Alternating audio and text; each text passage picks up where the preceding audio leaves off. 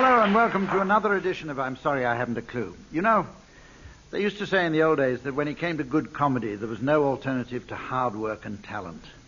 So let me introduce you to 4 alternative comedians. On my left, Barry Cryer and Graeme Garden.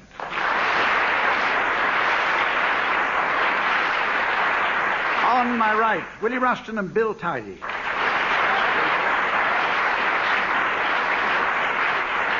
And here she is, the First Lady of Stand-Up. Not to mention lie down. Our lovely scorer, Samantha.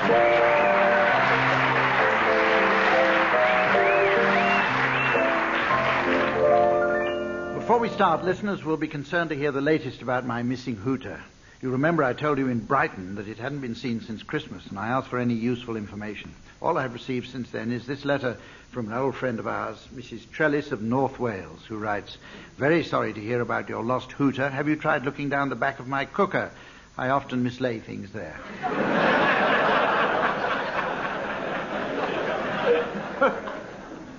Well, as you can tell from that, Mrs. Trellis has a tendency to be daft as a brush, but any sensible information would still be welcome.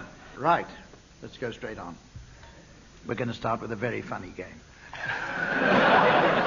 called Historical Headlines. Historical Headlines. I'm going to give you teams a famous event in history, and I want you to suggest how some of today's newspapers might have reported the occasion. I'll award points for the best suggestion, and points mean prizes. This week's prize is a superb nuclear-powered B-Day. Right, teams, it's free for all here. The historical event that I want you to give me the headlines for, in a variety of styles, is David slays Goliath. Go on, Barry. David slays Goliath. The Star. I was stoned admits Philistine heavyweight. Thank you for that applause. Jane's Arms and Armour. Israel has the sling.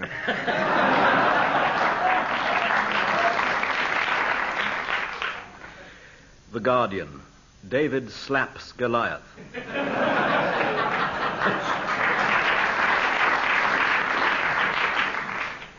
The Ring. Bruno lined up for the autumn.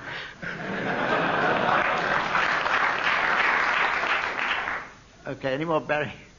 Radio Times. Little and Large Summer Special.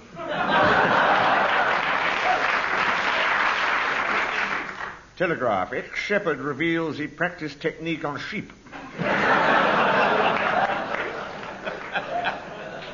Judge Gath the Philistine scores it 72-71. Goliath! The Melody Maker. Little David. Head-banging rock sensation.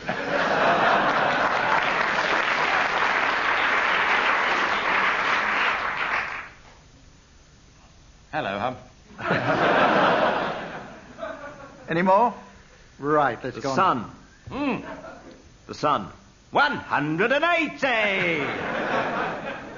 Right, teams, let's have another one of those. I've got another historical headline for you now. It's Custer's Last Stand.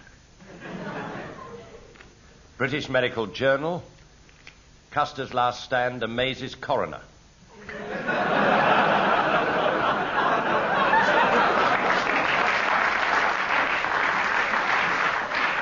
Melody Maker. 8th Cavalry move up in charts.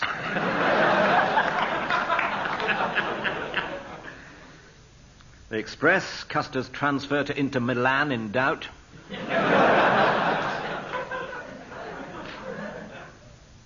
Mother of all battles. This report smoked under Sioux security blanket.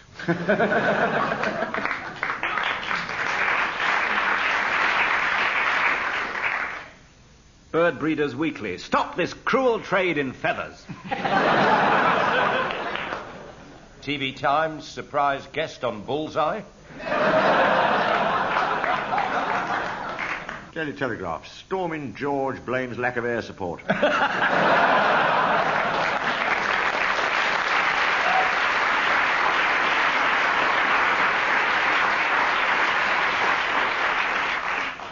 Little Bighorn amazes coroner. No, it Okay, teams. We come to a musical round now called Fourth Bridge. And in this one, teams, you have to sing a song of my choice, but cunningly omitting every fourth word. Easier than it sounds, I can hear the front row murmuring. Or snoring.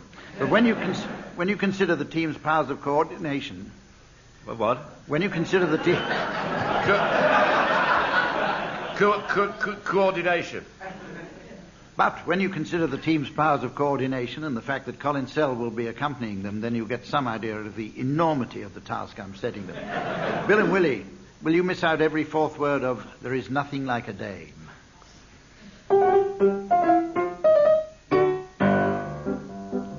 When did we come in? You never know with him, do you? We got sunlight, the sand, we got moonlight in the... We got mangoes, bananas you can right offer. We got volley and ping pong and lots of candy.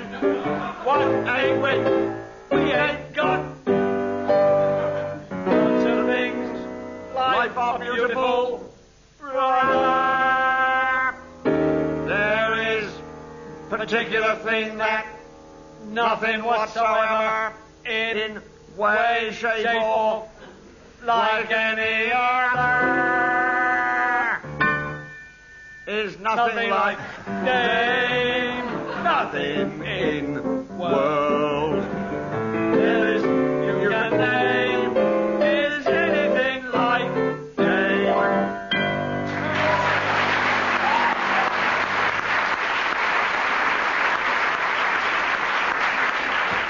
Well, you got going after a shaky start there. Let's see what Graham and Barry can do with missing out every fourth word of Chattanooga Choo Choo.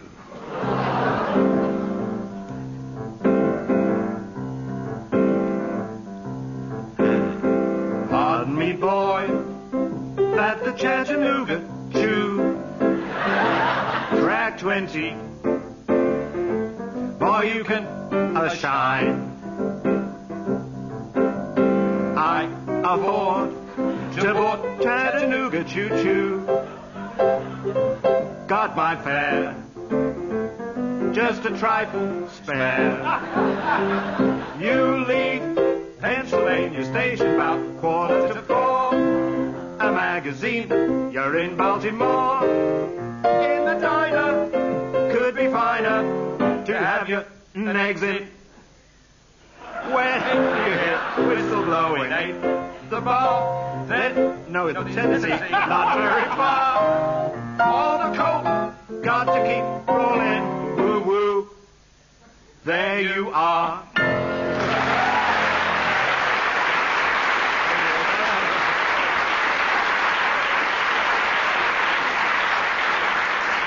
Yeah, all right, up to that shaky ending.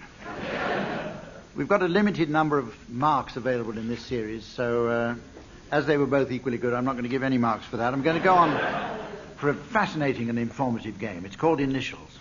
Teams, I'm going to give you some cryptic abbreviations, and I want you to suggest what they might stand for. And I shall give you the official answer afterwards. Graham, ABRTC. ABRTC. Absolutely bonkers Rottweiler teeth cleaners.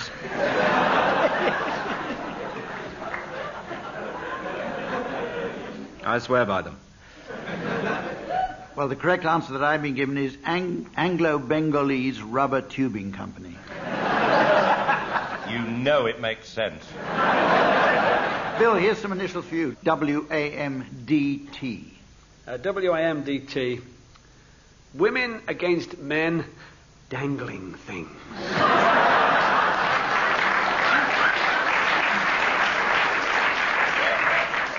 Well, you got half of it right, so you get half a mark. It's Women Against Media Distortion of the Truth. And incidentally, our audience here and listening at home would like to know that Samantha is, in fact, the president of that particular... Can men join? Barry. Anglo-Bengali Rubber Tubing Company. Has something to do with safe Sikhs.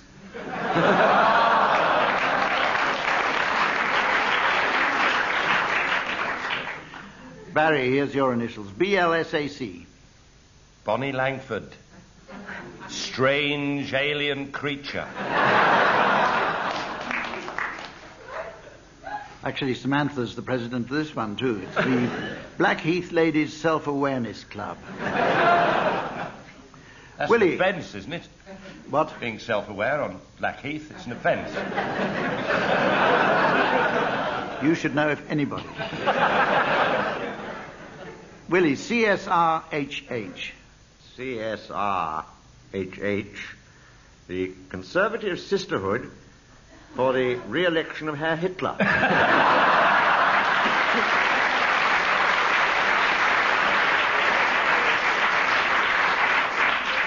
And Samantha scores a hat-trick because she's also the president of this one. It's the campaign for the safe return of Hump's Hooter.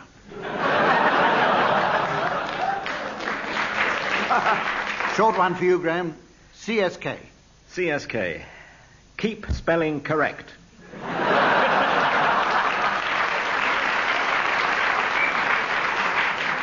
Much better than campaign for safe kitchens. Right, Bill, we're going to give you another one now. GWRTFG. Oh, thanks, G. Geriatric Wrinkled Retainers Trouser Ferreters Guild. Don't tell me Samantha's one of those either. I think that's a paraphrase of the right answer. It's the Great Western Railway's Train Fanciers Gala. That's an offence as well. Barry, DAD. Disappear, Anne Diamond.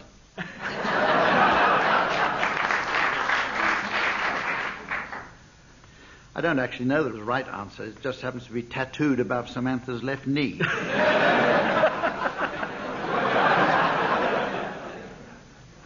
Willie, MUGB. MUGB, misprint upsets Germany Beadle.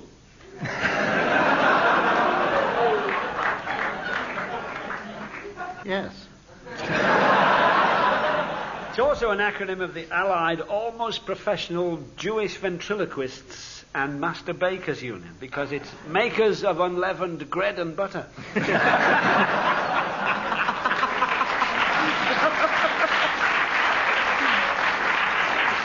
After which, I'm afraid, Musicians Union Glasgow branch sounds great. You want any more? Shall I throw some more at you? Oh. I'll throw some more at you. What about HLER? Help lynch Esther Ranson. Humphrey Lyttelton eschews radishes.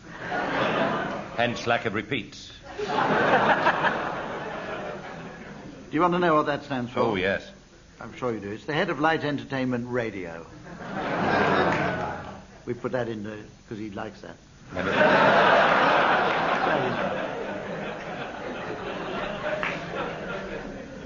Here's another one for you. MPLTO. MPLTO. Oh, dear. I once saw this on a tree. Michael Palin loves Tom O'Connor. Not a shred of truth in it. Or even Mary Poppins loves triple orgasms. Ooh.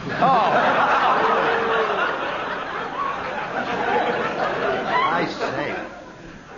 I'm probably... I'd shift on if I was you, Humphrey. Pretend it never happened. Just... It stands for Marshall's Purified Linseed Trumpet Oil. I should know that. On to the next one. This is a game coming up now called Gardeners Film Club. Teams, the Gardeners Club of Great Britain are about to hold their annual film gala. Can you suggest some of the films which will be on show? Barry, start off. Well, there's a new big screen version of Cagney and Lacey with Tyne Dahlia and Sharon Glesshouse. Willie. The Lone Hydrangea.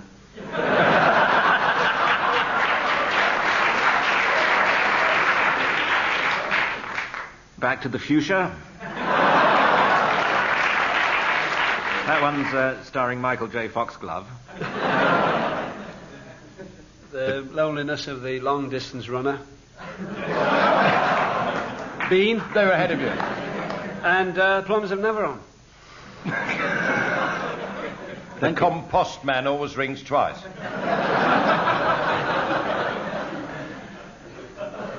Willie. 55 days weeding. The Man Who Knew to Mulch.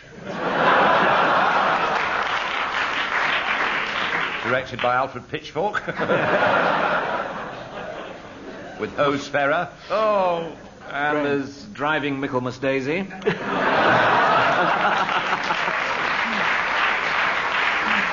With Jessica Tansey. Oh. Gone with the Window Box. Oh, sorry. Oh, yeah. Barry, come again. I didn't hear that. Gone with the Window Box. Starring Lorne Greene and Patrick Mower. Not forgetting Victor Manure. Dances with Thrip. In which the famous Greta Grobrag said, I want to be alone. Sleeping with the Anemone.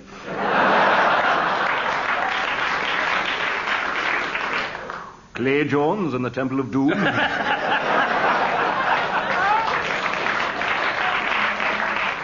Let's go on to the next round. Okay. At this point in the programme, we were going to have a rendition of the theme from Newsnight by the ladies of the Motherwell Friends of Jeremy Paxman. But instead, we're going to play a game of Mornington Crescent. Now, just like to go back. You'll recall that the last time we played this, we were in Brighton, and I disallowed Graham's opening move on the grounds that there is no Piccadilly Circus in Brighton. Well, I have to tell you that I've learned since that there is a Piccadilly Circus in Brighton. But the Brighton in question is in Papua New Guinea. So my ruling stands. Now, who's going to start this? Let's start this one with Willie Rushton. I'm still drawing my map. Kensington Church Street.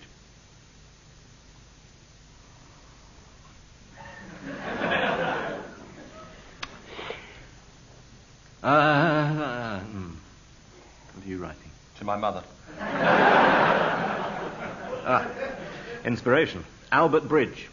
Can you use people? Albert Bridge isn't a person. Oh, I'm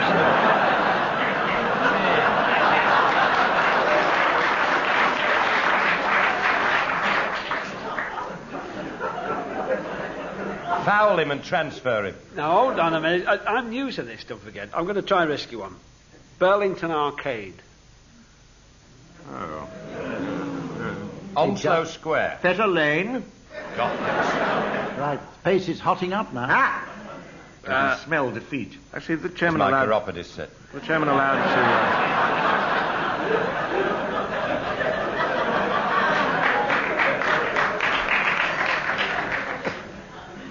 Victoria Station. Greek Street. You can't. Not after Terminus. No. Are you challenging that move? Yes. Keep out of it, Hump. No, Greek Street... Greek Street doesn't go. It does. Of course It does, it does. actually, if you think about it. No. It does. Can't be. Come on, there's no point in playing if you're going to argue. You might as well pack the whole thing up, mind him. As he's Listen, don't argue, It's Barry. a terminus As he's north of the river. It's all right. as he's new, all right. If he said Don't Waterloo, be he so would have been wrong. grudging. It's nothing Don't to be do with so as. grudging. It's nothing to do with as he's new. You may think I'm just it's a bad allowable loser. under any circumstance. If he was the oldest hand at the. Listen, I don't have to do this.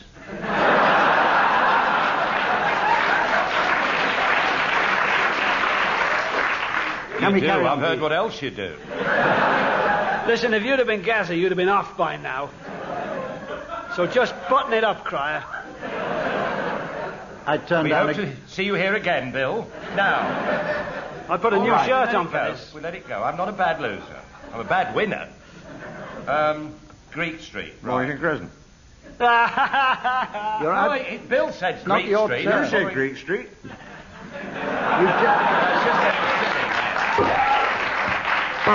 Just getting silly. Barry, I was echoing Bill. And Barry, you're Barry. disqualified for saying the same move, playing the same move I as was Bill just Tyler. echoing Bill. It was a recap. I was recapping. You always say was I Mornington not? Crescent after somebody Listen, repeats there the are one people at home before. who follow this game very carefully, I and was I don't know what they're going to make of this one.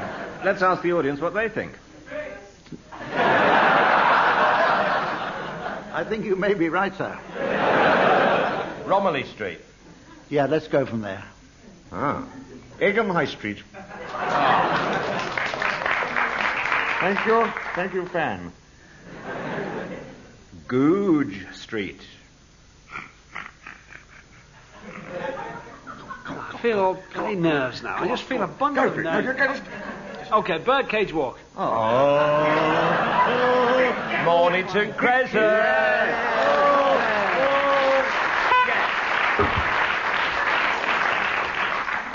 I don't know what's against you, Bill. You're better than Tim. No, it was. I was trying to help you. Yes. You could have snipped in there and got there first. Yeah, no. Anyway, that's that. That was jolly exciting. Willie rattled him. It's time now for another musical round. Teams, I want you to improvise a blues, madrigal, or calypso number from a title suggested by the opposing team. Musical accompaniment will, as usual, be provided by the fifes and drums of the Collinsell masked band. So, Bill and Willie, do you have a title and style for Graeme and Barry? Yes, we would like them to sing a madrigal about the Costa Brava. El Costa Brava.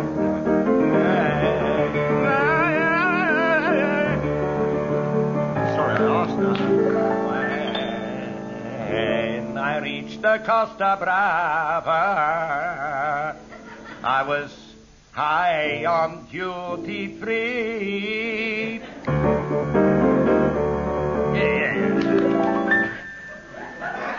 A lusty Spaniard came along as I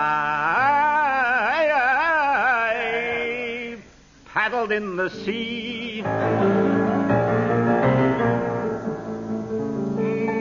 I said, you have the finest beach I ever saw in my life.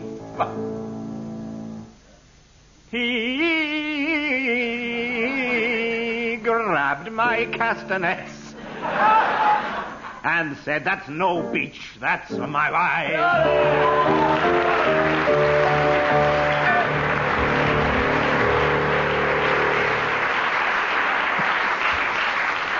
Right, well, after that selection from Fiddler on the Roof, Graeme and Barry. Graeme and Barry, do you have a title and style for Bill and Willie? Well, I think that we ought to inflict a madrigal on them as well. Mrs. T in Russia. A mazurka, even. A mazurka.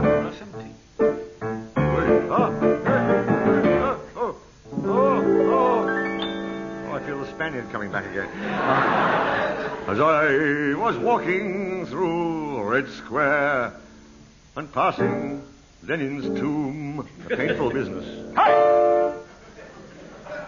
I saw Mikhail and Margaret approaching through the gloom.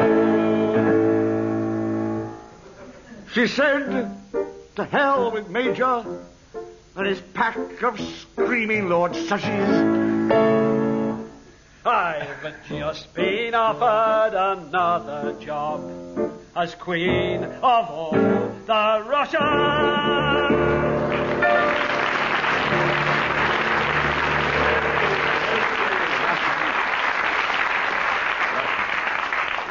Well, that's very nearly the end of the program. We've just got time now for some limericks. And Bill, I'm going to give you a first line for your limerick. It's one evening while playing at whist.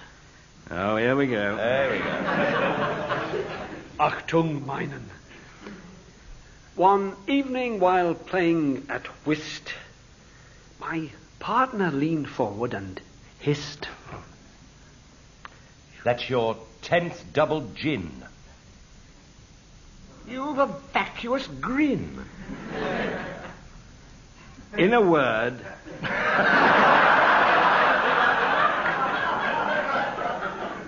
Oh, you're getting the gist.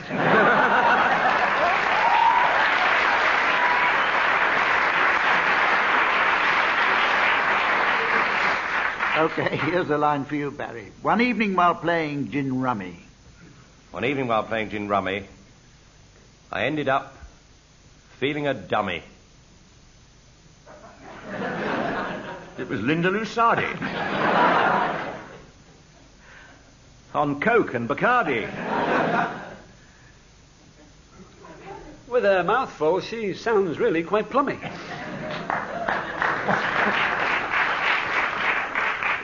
All right. Greek Street. Willie, here's your line. One evening while playing mahjong...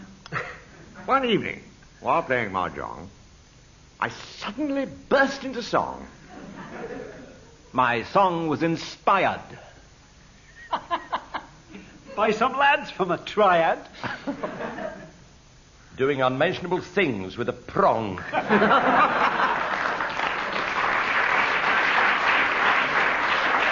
Okay, Graeme now. Graeme. One evening while playing canasta. One evening, while playing canasta, my hostess produced some warm pasta. Poured it over my head. And jovially said, How's that for an albino rasta?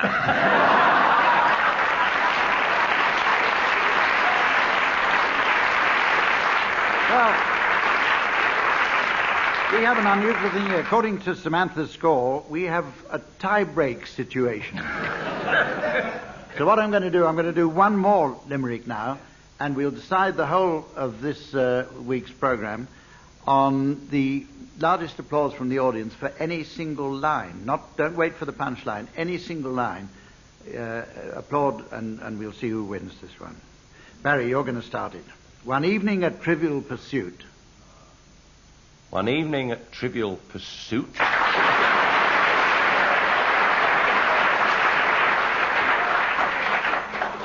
I'll leave. Barry. You're giving out bananas, aren't you? Hang on. I got who played the name role in Clute.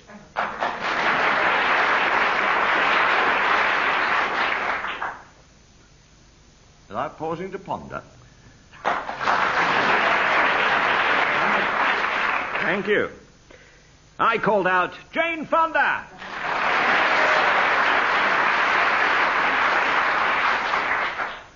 But it wasn't, of course. It was Donald Sutherland.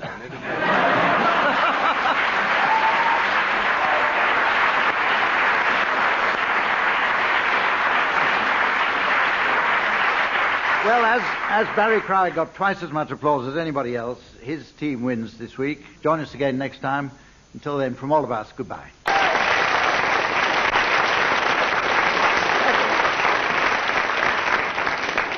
Thank you very much, ladies and gentlemen. Well, we come to the end of what for many people has been a most enjoyable and pleasant time.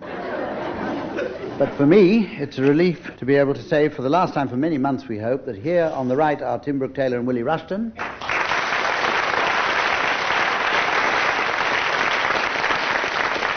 And on the left, Graeme Garden and Barry Cryer.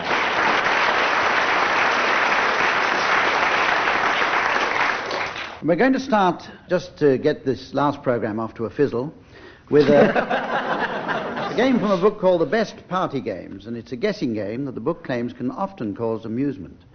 Well, we'll see. At the side of the studio, we have a curtain with a gap at the bottom. One team is going to go behind it and remove their shoes. The other team then have to guess whose ankles are whose.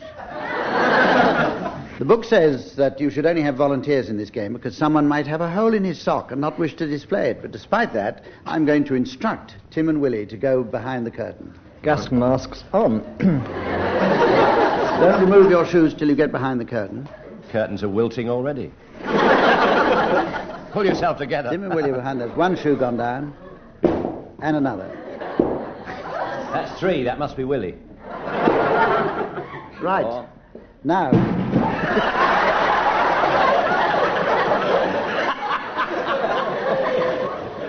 Okay. Now there are the ankles. Graeme and Barry. Don't know if you can see. You have to move to a vantage point. Now Barry and Graeme are going over to take a closer look. Oh. Not too close. No cheating. Know it. Right. They've returned to their seats now. And own a win. Which pair of ankles? Both. I only saw one, so I assume it's Long John Silver. Couldn't see the crutch. I'm going to encourage the audience, when they start getting warm, to applaud them if they get anywhere near the right answer. Graeme, can you improve I on name that ankle in one. Hot gossip. Oh, ah. Michael Foot. The anklet is a bit of a giveaway, that delicate anklet. Mick McManus. No, we give up, I think. We give up. We're stumped on that. Right, well, we'll have to ask the people behind the curtain to step forward and identify themselves. Oh! You rascals. It is, heavens. would you believe it, Willie Rushton and Tim Brooke-Taylor. And Sir Alec as a decoy. In that order. In that order. So I'm afraid, Thanks, Graham Alec. and Barry, Thanks, Alec. I'm not going to ask you to go behind the curtain. Just I'm as going well. to go on and tell you that at the end of the program this week, I'm going to ask you to introduce the late arrivals at the Music Lovers Ball. Right, and we go on to a music round now, and it's the old familiar game, Name That Tune. Colin Sell at the piano is going to play a tune, and I'm going to ask the panelists in order to name it, and I shall award marks accordingly. Graeme Garden, I'm going to start with you. Will you name that tune?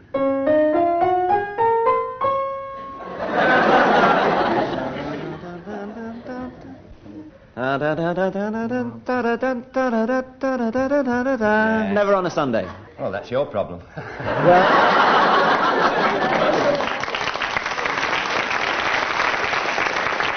You don't actually get the mark, but your partner does, so it puts your team ahead anyway. That's wonderful. Well, was I right? Colin, will you play the right tune in full, please? There we are. Bad luck, Graham. All right. Red Willie scales Rushton. in the sunset. Willie Rushton, will you please name that tune?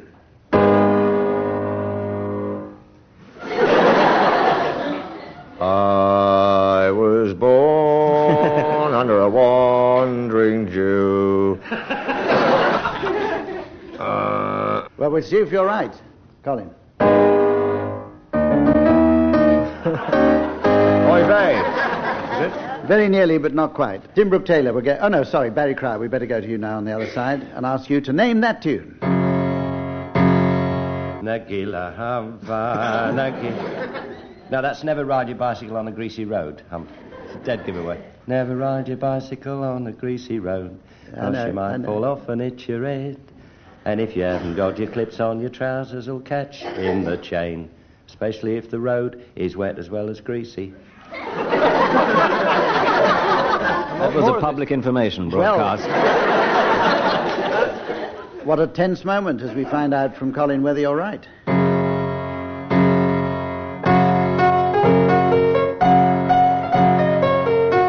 And hit your head.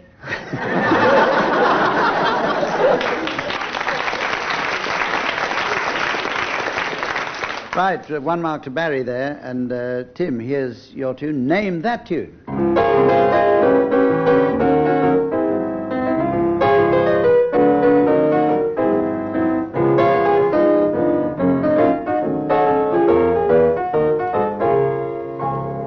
The one-note samba. Gilly, gilly, oss and pepper, cats and ellebogen by the sea.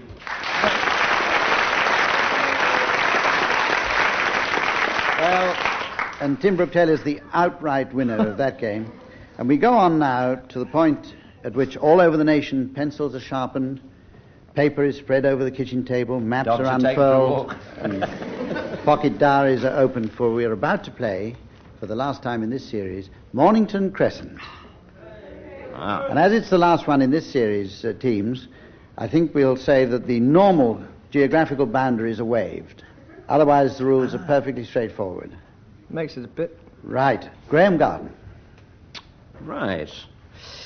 Green Park. Ooh. Jubilee Line. Cricklewood Broadway. Edgware Road. King Street, Hammersmith, he said boldly. Piccadilly Circus. Oh. Earl Street. Where? Earl Street. Earl Street. N1. I like it, Tim. Just if a they moment. don't. Just a moment. Which? N1. I Which thought you said M1. N1. Yes, not... Hang on a minute. Judicators. M1 would have been better, actually. Wait a No, minute, he said Earl M1. Street. Earl Street's No, we coming in accept now. Earl Street. All right, we'll M1, accept M1. Earl Street. Yes, Earl Street, he's right. Right.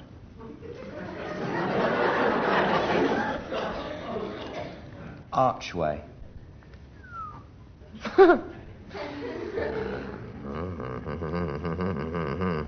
Threadneedle Street.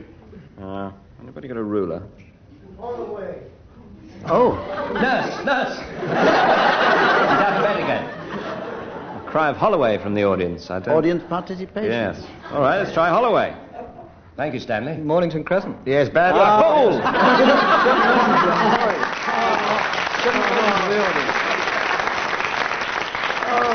Thanks very much, by the way, the member of the audience. The amateurs in. Thank you, Mother. Right. You really walked absolutely straight into that one. All right. It's hardly the fault of the gentleman in the audience. If you'd wait behind afterwards, sir, Graeme Garden would like a word with you. We're now going to have one of those short pauses which inevitably occur during programs of this kind. We usually call them And the rounds. reason for this... Right, well, we now go on to the game called Initials, which, according to my script, was sent in by Lynn Anderson of Old Coulston, Surrey, but that was a very long time ago, and she's a very old lady now. And in this one, I'm going to read each team some abbreviations, and they must tell me what they think each one stands for. And I'll give marks according to how near they get to the right answer, which I shall give you at the end. We're going to start with you, Graeme Garden. Will you please fill out for me the initials F-R-I-B-A? F-R-I-B-A. IBA. The Flock Round Ian Botham Association. Close-ish, yes. Close-ish. Need quite a lot of them to do that. I'll give you the right answer, Graeme. It's not the fur retailers, insect bottling activists. Well, funny you should say that. No, not very. Could be Fred Rumsey is bowling again. Now, Graeme, that is... Thank you, Fred. Thank you. Tim's just snatched a mark from the jaws of defeat. Defeat of whom? It's the fellow of the Royal Institute of British Architects, as you all knew, really. Tim Brooke-Taylor, your initials are BFBS. BFBS. Basil Fawlty bashes Spaniards.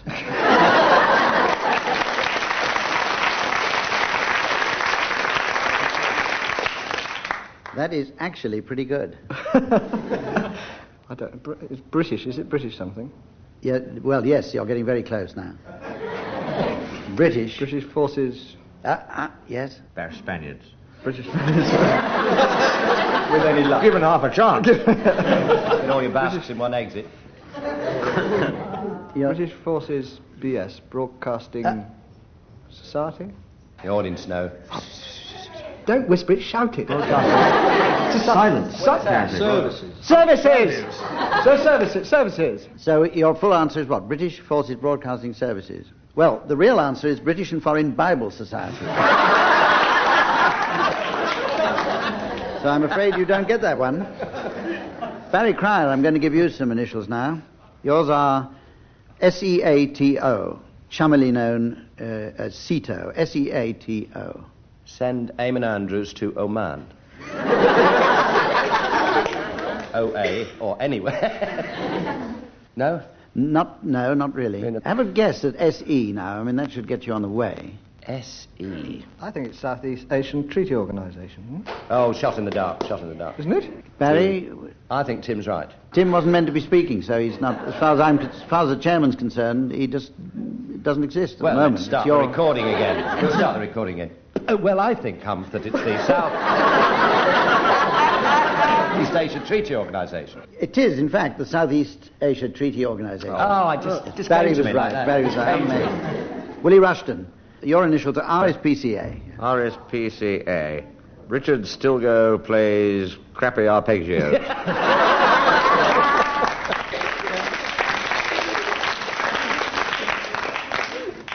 That is pretty well right, yes. Okay, I think we'll go around again to you, Graeme Garden. MPBW.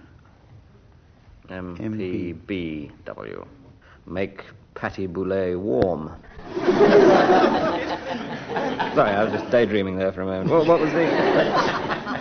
Could it be members of Parliament break wind? It could well be, yes.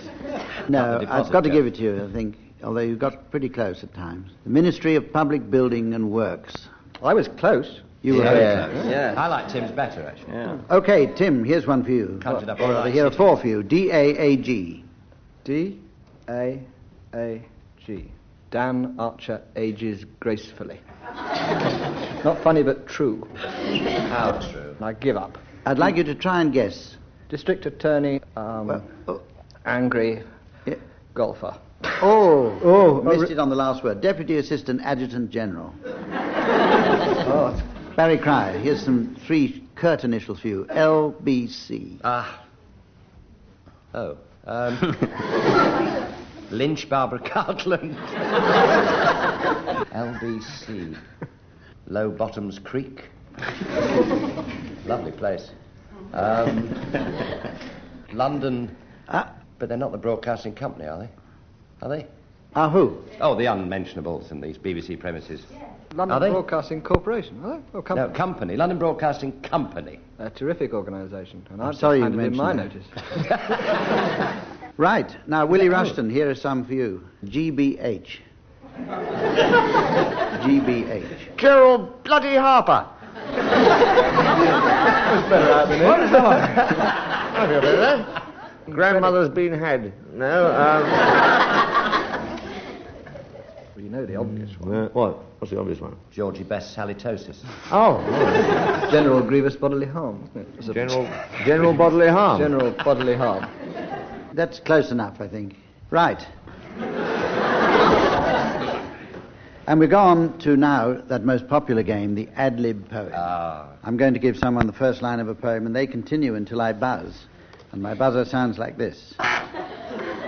And then the next person continues, and I shall give the final prolonged buzz when I think that they've reached the right artistic conclusion. And I'm going to give you, Tim Brooke-Taylor, the opening line of this poem. There's nothing I enjoy so much as a ripping bedroom farce. Where you see a large big bed and the teeth are in the glass. When people come in lots of doors and take off all their clothes. There's a fella in the cupboard with a very runny nose. And he's her husband, really. But they don't know that he's there. He's hiding till the man goes out, and then he'll take a chair and climb on the wardrobe and don a large top hat and enter Robertson Hare, who is playing a stuffed cat. The stuffed cat's looking puzzled. But then can he be blamed? With all the people on the stage, some people we have named, and some are yet to enter here, this bedroom farcical. Oh, Easy. Tim. help! I'd farce in the first place. The wife, she then came into the room. Help! That's right. It will be a pal. Look, the wife then came into the room and said, I'll be a pal, to the stranger who had limped just in by the fireplace. He had a rotten wooden leg, but a smile upon his face. Nay, nay, said. 3 marks. What's all this here? This situation I have found. Then he lit a cigarette and burnt right to the ground. I'm sorry. Yes, he burnt right to the ground, he did. It was a merry sight. Better than Brian Rick's Trouserless, which I saw on Thursday night.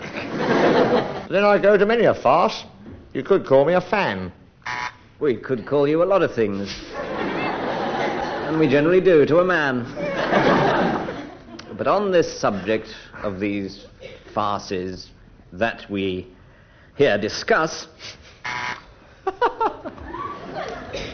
Piece of cake. We are now moving on to Panto. And Dick Whittington and his puffs.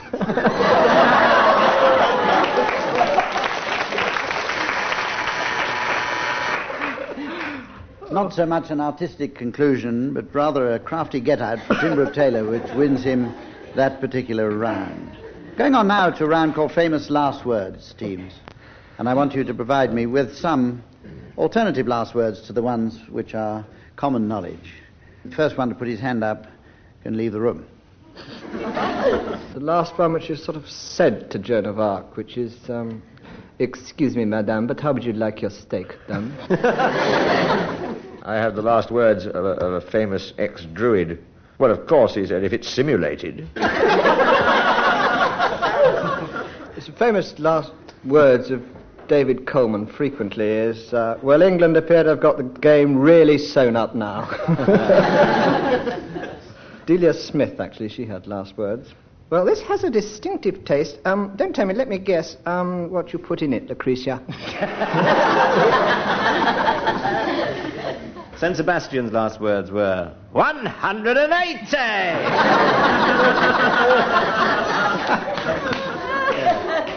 There was a Civil War general, the true one, I can't remember his name, who was supposed to have stuck his head over the parapet during the war and said, don't worry, they couldn't hit an elephant at this... Right. Another winner. Graeme and Barry are well in the lead now as we come to the round called Wobbling Bunnies. And this is our last chance, in fact, to play this being the last programme in the series. So you know the rules, teams. We'll go straight in. We'll start with you, Tim Brooke-Taylor.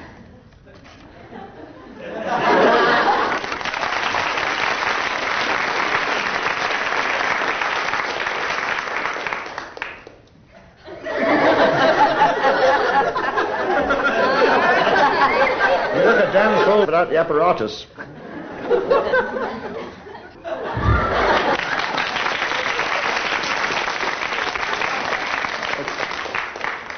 Tim fell over after 21 seconds. Barry Cryer. Barry now moves to the centre of the stage.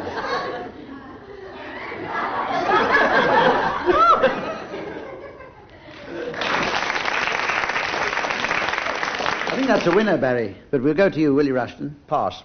Pass. Right, 2 marks there. And Graeme? Big finish? I hope so. Not Big that. finish, Bunny. Graeme now moves across the stage, behind the curtain, where he's now removing his shoes. There's some movement behind the curtain. Oh, excellent, excellent.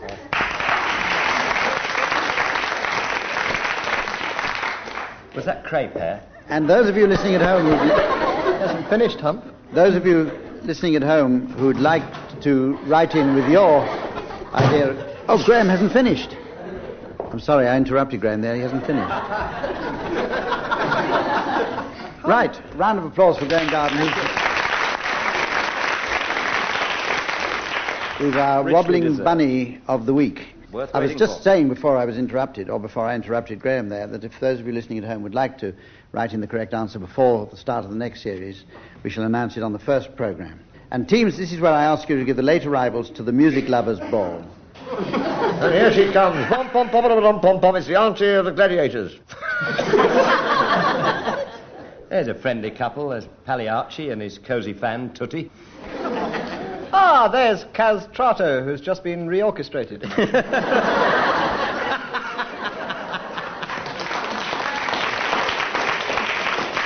And all the way from Australia, will Aye. you welcome Mr. and Mrs. Vation and their son Stan Dingo Vation?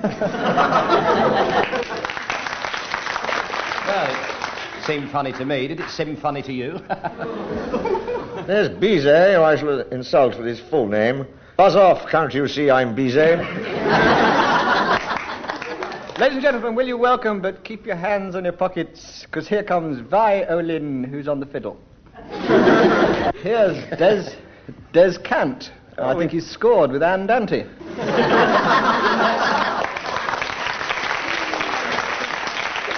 Oh, look, there's Allegro, Bel Canto, Allegretto, and their rather stupid friend, Dim Innuendo.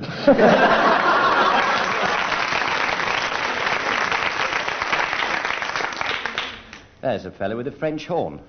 French horn? Cor anglais.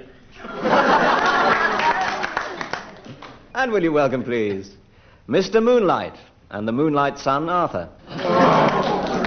There's Dulcie Murr, who's a bit of a virginal. Why, she was crumpet voluntary.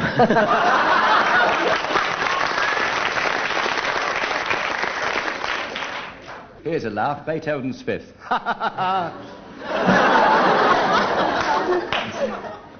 The Irish string quartets have arrived. Well, 2 of them have. The other 3 couldn't make it.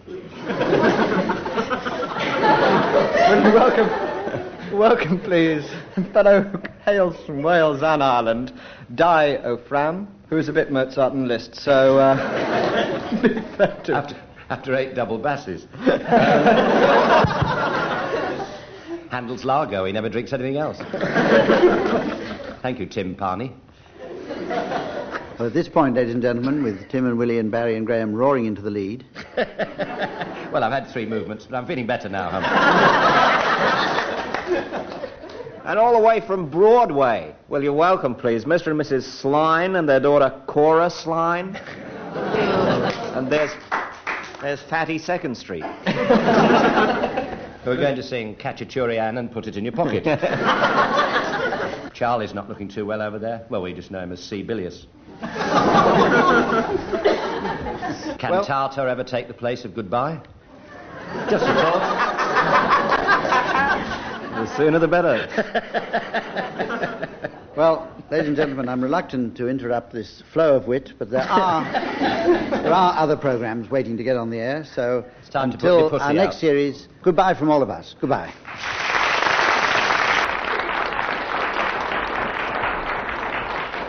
Good evening, or as Snow White said to the 7 dwarfs, hello, hello, hello, hello, hello, hello, hello. Well, that's the high spot of tonight's. I'm sorry I haven't a clue. So let's move on to some of the low spots, who are Graeme Garden and Barry Cryer. Thank you. And their opponents, Tim Brooke-Taylor and Willie Rushton.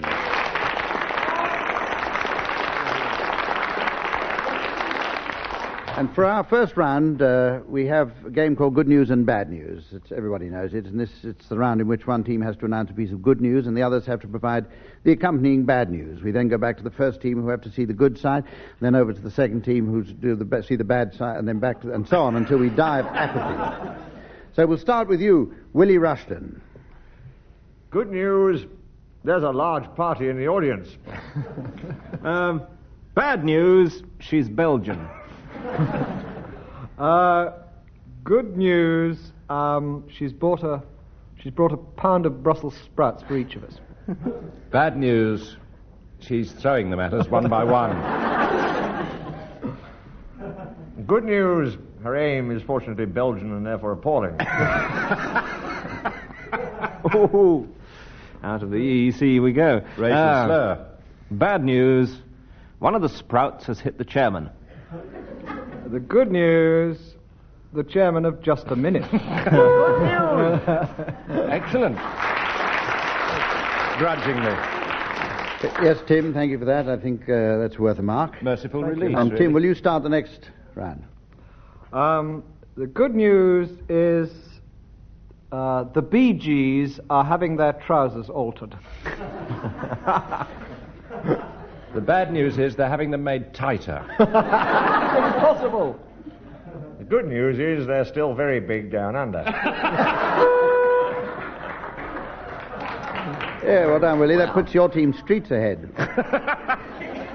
Willie, your turn to start another one. It quite often is. Yes, well, go ahead. You're winning. Good news, Reginald Bosanquet's got a new hairstyle. The bad news is it's not so much a hairstyle, it's more of a dead gerbil.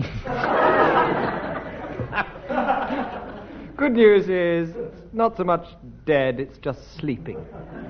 Bad news is, so is Rage. Good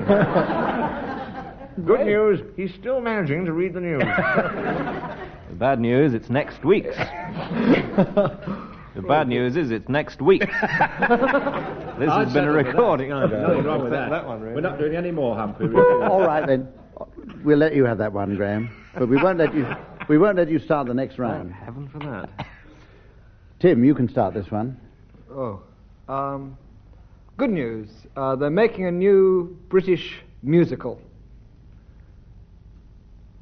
The bad news is it's based on Holocaust.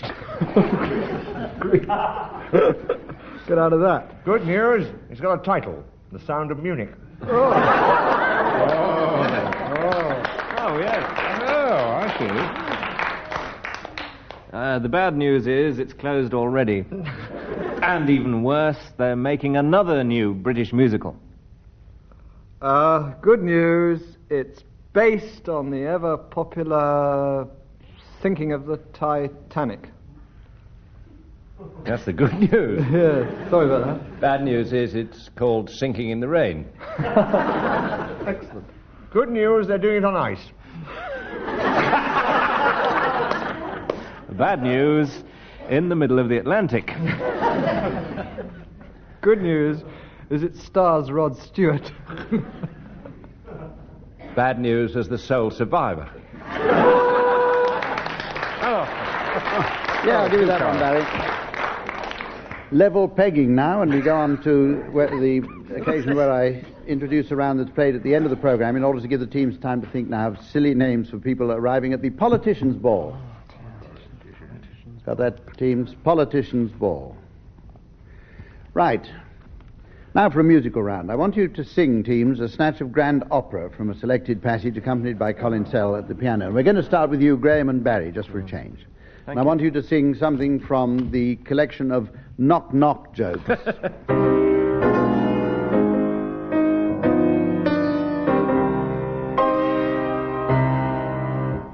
Knock, knock. Who's there? Avon. Avon who? Avon to be happy.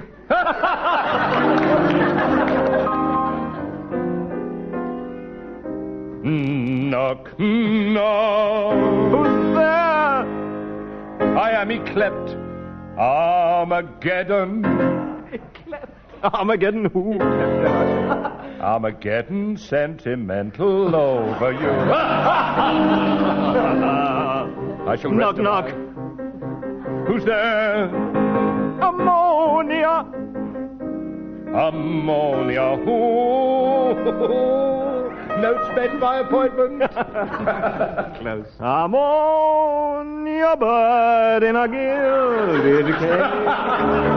Funny but inaccurate.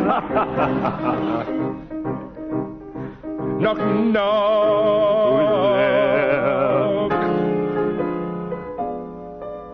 Sam. Not only Sam, but Janet. Sam and Janet who? Sam and Janet evening.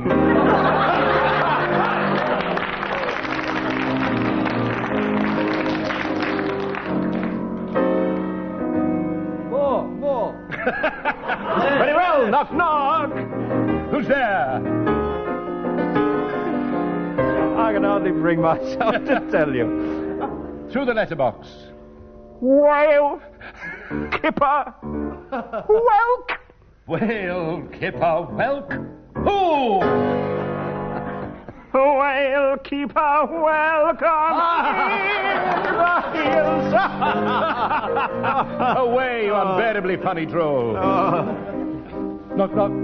All right, who's there? M.A.B. It's a big horse. M.A.B. It's a big horse. Who? I thought you'd never ask. M.A.B. It's a big horse. I'm the London. Knock, knock. Who's there? Knock, knock. Who's there? Knock, knock. Who's there? Knock, knock. Who is there? Paul. Paul. Who? Paul's after a bit. Done it. It's certainly done.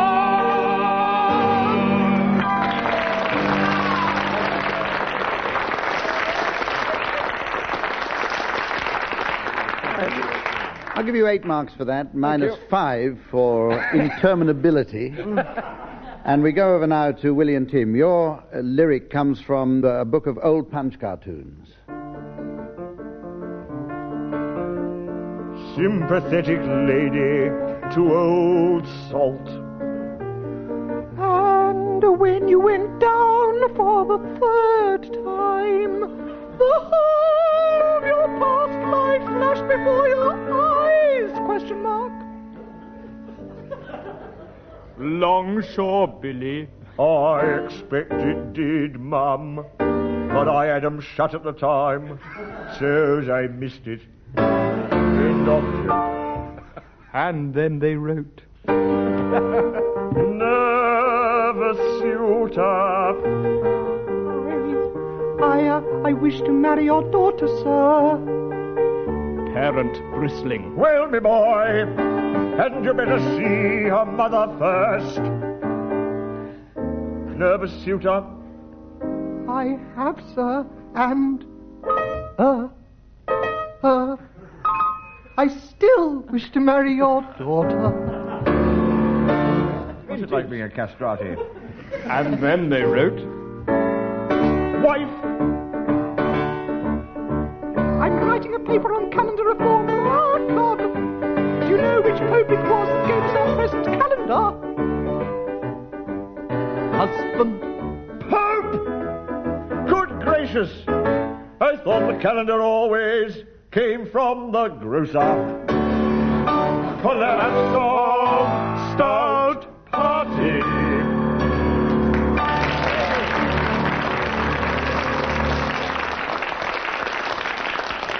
Well, and the audience clearly thinks that you should have 8 marks too, so that's on now to the next game, which is the game we always used to play when we were children, Mornington Crescent. Yeah.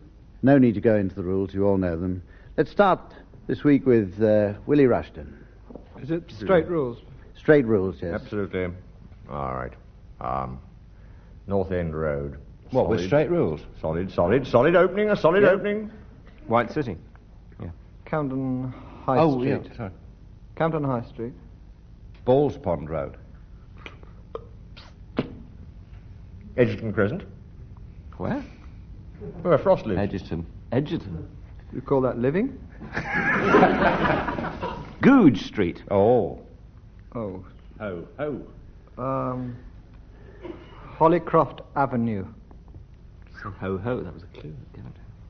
Shouldn't have said ho-ho. Yeah, no, all right. Euston Road. Yeah. Paradise Row. Mornington Crescent. Oh. Sorry, partner. Thank you. Sorry, Willie, you led straight into that, I'm afraid, still. There we go. Marks go to Graeme and Barry. Thank you. That won a well-fought round, I thought. Let's go on now to Sounds Peculiar. And we play a sound effect, and teams, you have to identify it. Quite simple. Graeme, we'll start with you. Here's your sound effect.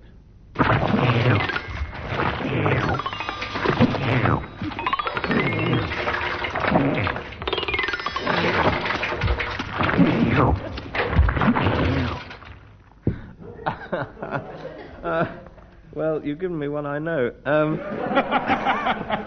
Actually, it's a choice of two. It's either somebody making an attempt on the underwater xylophone record, or it's Esther Ranson cleaning her teeth. Only joking, Esther. You can't have a choice of two. Which do you plump for? First one's too incredible. Yes, the second one, I think. Yeah. Yeah, well, the first one was right. Bad luck, Graeme. Tim, here's yours. Sorry, it sounded like Rolf Harris exploiting another Aborigine to me. It did rather, didn't it? Yes. Didn't you think, Hump? Yes. You don't Sorry, get a mark Hump. for that. They're in a world of their own, these two. Damn good chairman. Tim, here's your sound effect. Here's your sound effect, Tim Brooke-Taylor.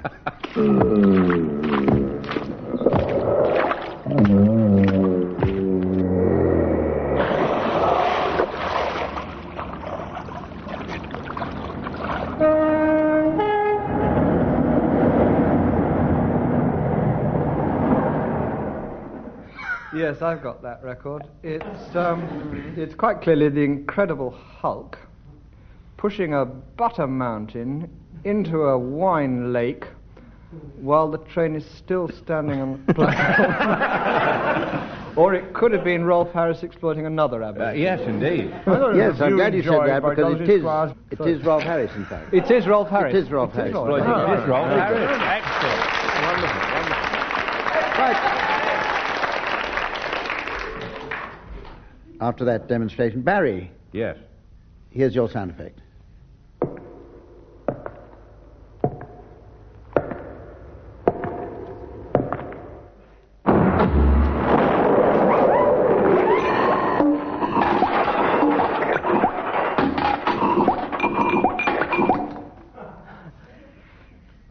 Is that all right? Do you want to hear it again? No, it's too easy. I'm embarrassed that. It's too Well, easy. you never know. It's Cyril Smith trying out a new shooting stick. I'm getting the wrong end as usual, understandably. Or Rolf Harris exploiting the last available aborigine. Or indeed exploiting Very Esther good, Ranson. Barry. Well done.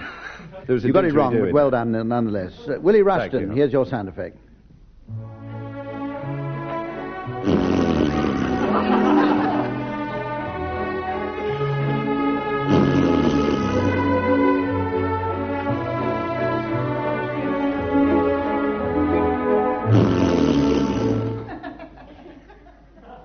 John Curry.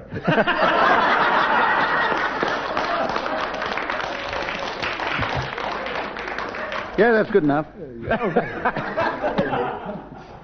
And Willie Rushton, because he gave the shortest answer, wins that round. We go on to a round called Missed Hits.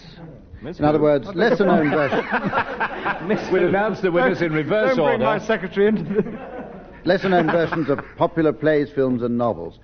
And this is, roughly speaking, a free-for-all, but we'll start with Barry Cryer on this one. And we'll go in the usual order, but it's a free-for-all. So retitling. What, titles that didn't sort of work, really, is it? Is that your own nose, Hump? Oh, sorry. Titles that didn't quite work. Bed knobs and hoovers. Journey to the centre of the room. Krakatoa, east of Sidcup. Public Enemy number 7. Jump. Sorry. Oh, I thought it was my turn. It's a double feature.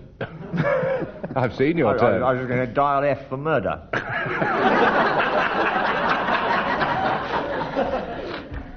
Bonnie and Claude. Champion the Wonder Slug. That lovely southern drama. Gone with the flatulence. Guess who's coming for a sandwich? 38 steps. And of 999 days. That was a good one. And Tuesday, Bloody Tuesday. Tarzan, Lord of the Upper Fifth. Could have been, but reasonable expectations. Sinbad and the 40 people who might understandably have done something a little bit wrong if their environment was against them, and several other factors that ought to be taken into consideration. I've run out, Humph. Bring Any me back. advance? Godzilla meets his accountant. Right, we'll give that round to Tim. Very Okay, good let's jam. rush on to the next round, for heaven's sake. Okay. This is a round called Just a Minute. I'm going to give the teams a subject, and I then want them to talk on that subject for just 60 seconds. The others can then challenge if they feel that the person talking is not deviating, hesitating, or repeating himself. Tim Brooke-Taylor, I'd like you to start deviating, hesitating, and repeating yourself for 60 seconds on the subject of my teddy bear. My teddy bear, has nothing at all to do with the laundrette. My teddy bear is called Teddy. Challenge from Graeme Garden. Relevance. Yes? Yes? Absolutely right. Right. And you have 45 seconds to talk about your teddy bear, Graeme. My teddy bear is irrelevant. It's irrelevant. It's the old joke, isn't it? It's an elephant. Isn't it? It's You're not going to penalise us for old You lose a jokes. point, and Graeme Garden, you continue. Well, I was You now have interested. 50 seconds to talk about my teddy bear. You'll have to wait while I eat this radish and put on my rubber suit, which combines hesitation, repetition, and deviation in a single sentence. Challenge there from It's Willie also Rushton. quite exciting. Correct challenge. Willie, you have 30 seconds to talk about my teddy bear. Ah.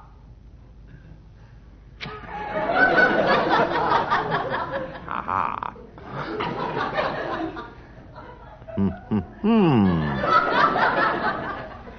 The common market. Prunes in the common Challenge market. from Barry Cryer. Relevance. He appeared to be yawning and saying common market at the No, same wasn't- time. I'm not sure about that. Let's put it to the audience. Do you agree? Quite right. Yes, they upheld your challenge, Barry. You have 45 seconds to talk about your teddy bear.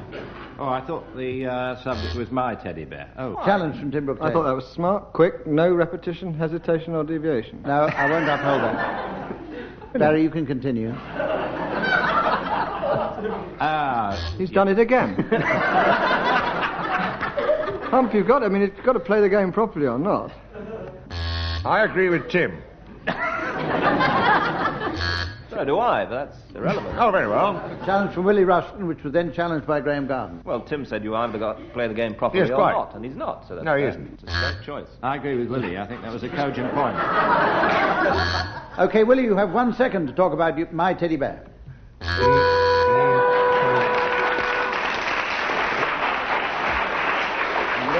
And that's just before the gardener's speech. Well, there's a lot of life left in that round, but the buzzer machine here was overheating, so we'd better go on. Ad-lib poem teams now. Oh. You've got to make up a poem, as you know. Each team member must keep going till I press the buzzer, which, as you've already heard, sounds like that. And then a member of the opposing team takes over, and this goes on and on and on. Now, here's your first line, and we'll start with you, Tim. Oh, That'll teach you. Now, you're very good. my chap. father's on the buses, my mother's on the pill. My doggy's in the fireplace, my budgie's on the sill. My doggy's name is Henry, but that is of no import. He isn't very clever, but all he does is self-taught. He is a most amusing mutt. He runs along the lane and somersaults and does backflips, then does it all again. The villagers all marvel and say what a doggy wonder. He's got one quite extraordinary trick. It does sound quite like thunder.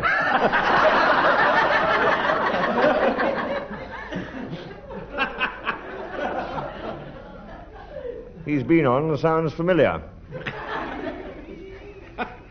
But the answer's always guessed. He's been on... It's been on sounds unpleasant, and also on sounds best. That little doggy wonder is a marvel with his lips. He's pretty good at dancing. You should see him shake his hips. He does backflips, as you've been told, than anyone I know. He does bird impressions, and his best is, in fact, a crow.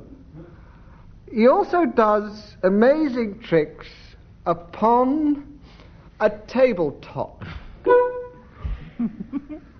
He does impressions of Columbo and many a TV cop. But his finest... Too clever. His finest impression is of an ordinary cat. And when I first heard him do it, I said, well, what do you think of that? I was sitting there quietly, eating an ordinary ham sandwich. And I said to my dog, you've discovered the value of having a second language.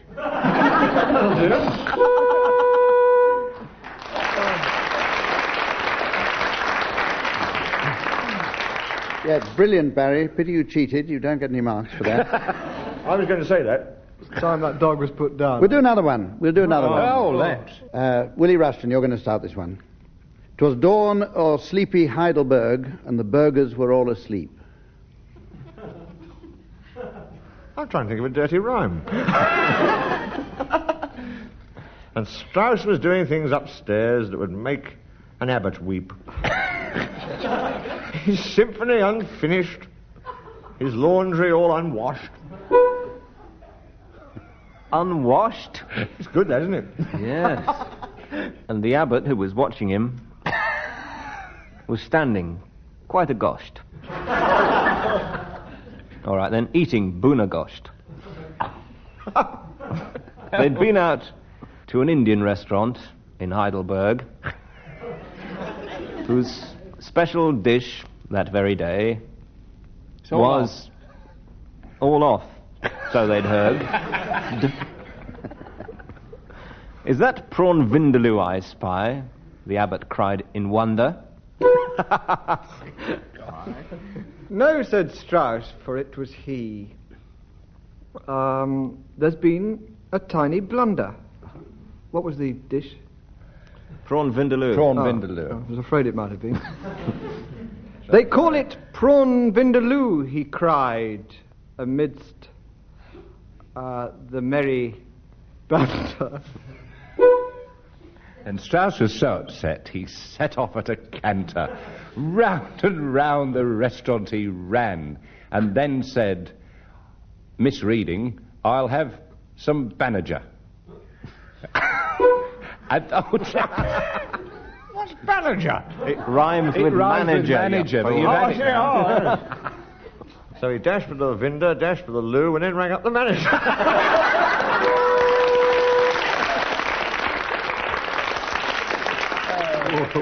Right, teams, now it's time for you to announce your late arrivals at the Politicians' Ball, please.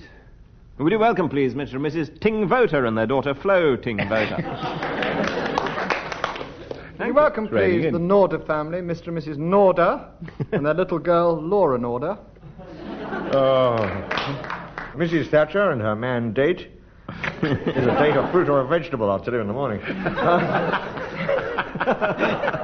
Would you welcome, please, Mr. and Mrs. Liment and their father, Parliament, and their granny, Mother of Parliament, and their well-endowed Chinese cousin, Hung Parliament. Amazing who you see at parties. There's Enoch Powell and Black Rod. As a group here and squashed in the doorway. Dictator, Despot,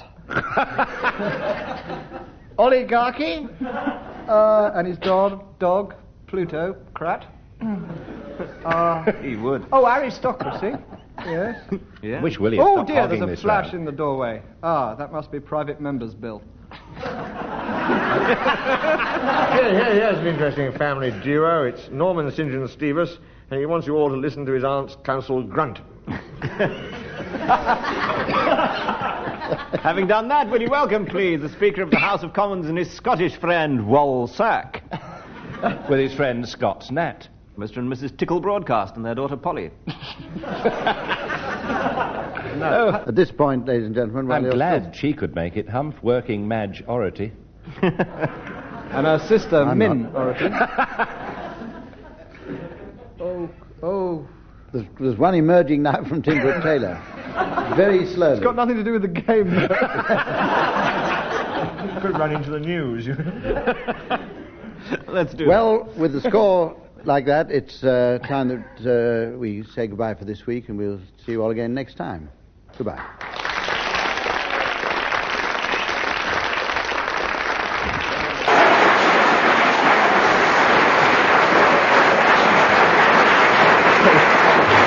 Thank you.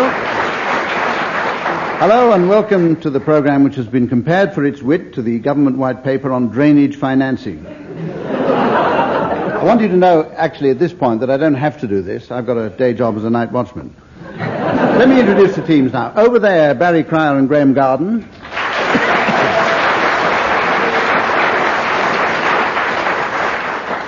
And over there, Tim Brooke-Taylor and William Rushton.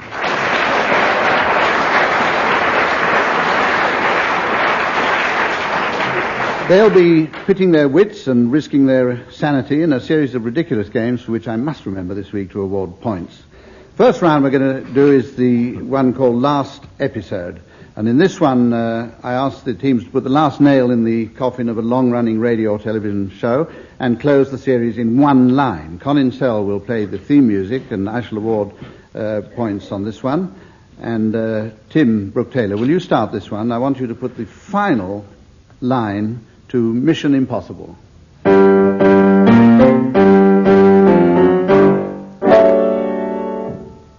I'm sorry, sir. This mission is possible. I shall self-destruct in 5 seconds.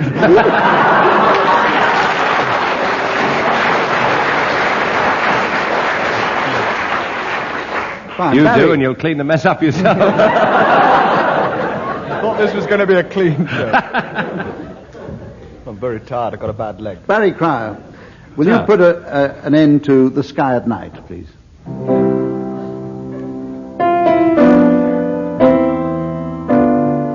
Not in one line.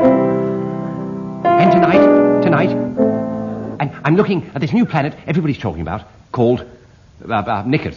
I'm looking through this telescope, and it's getting nearer the Earth. I'm sure all you at home are watching in your telescopes. It's coming nearer and nearer, and I'm looking with the naked eye now. It's getting awfully big and red, and good heavens, I could swear it was in my room. It is, good God.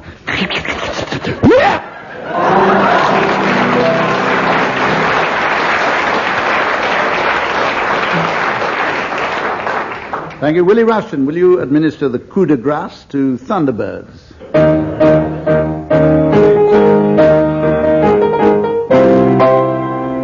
Brain says it's terminal Dutch elm disease.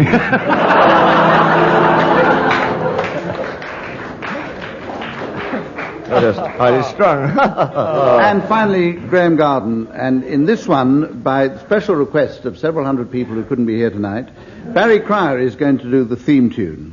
And Graeme, your show, to finish off, is Top of the Pops.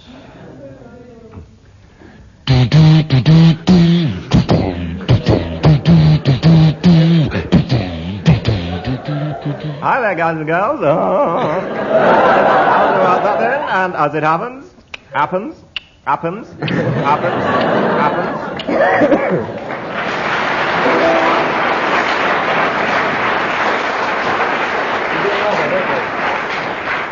Level pegging. This is the moment where I tell you of the round that we're going to finish with, when I'm going to ask the teams, and they'll be thinking from now on. I'm going to ask them to announce the names of late arrivals at the Anatomists Ball. The Anatomists Ball. Now, here's our quotations round that we call It Has Been Said, and in this one I give each of you in turn an impossibly obscure quotation, and I want you to identify its author and the circumstances under which it was said. Graeme Garden. Hello.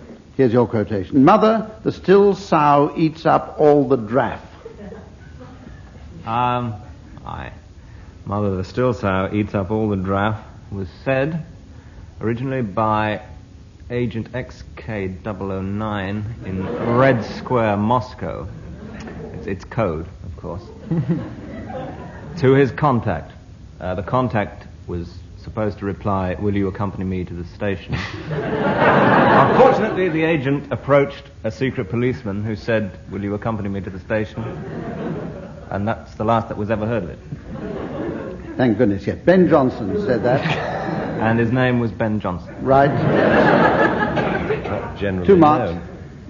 No. Tim Brooke-Taylor, here's another one for you. And that yours is, "It's very odd that sailor men should talk so very queer."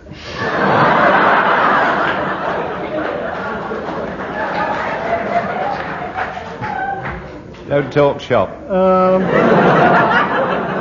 I was there when this was said, actually. We were all there when this was said. It's very odd that sailor men should talk so very quick. Larry Grayson said it.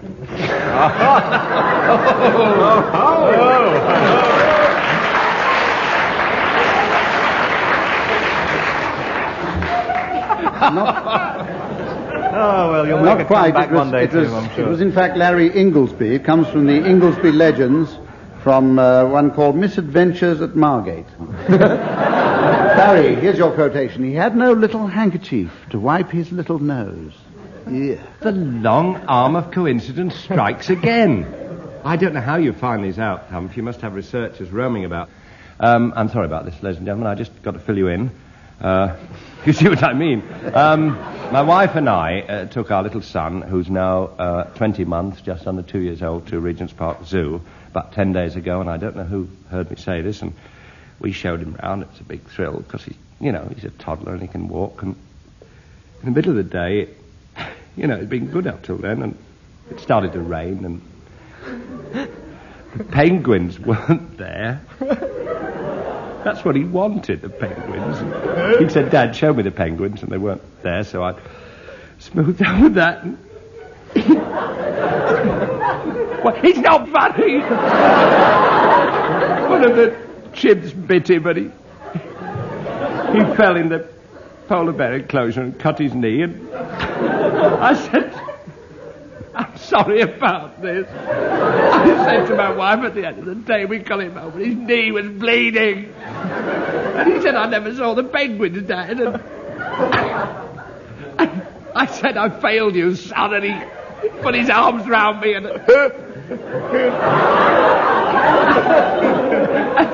Bottle!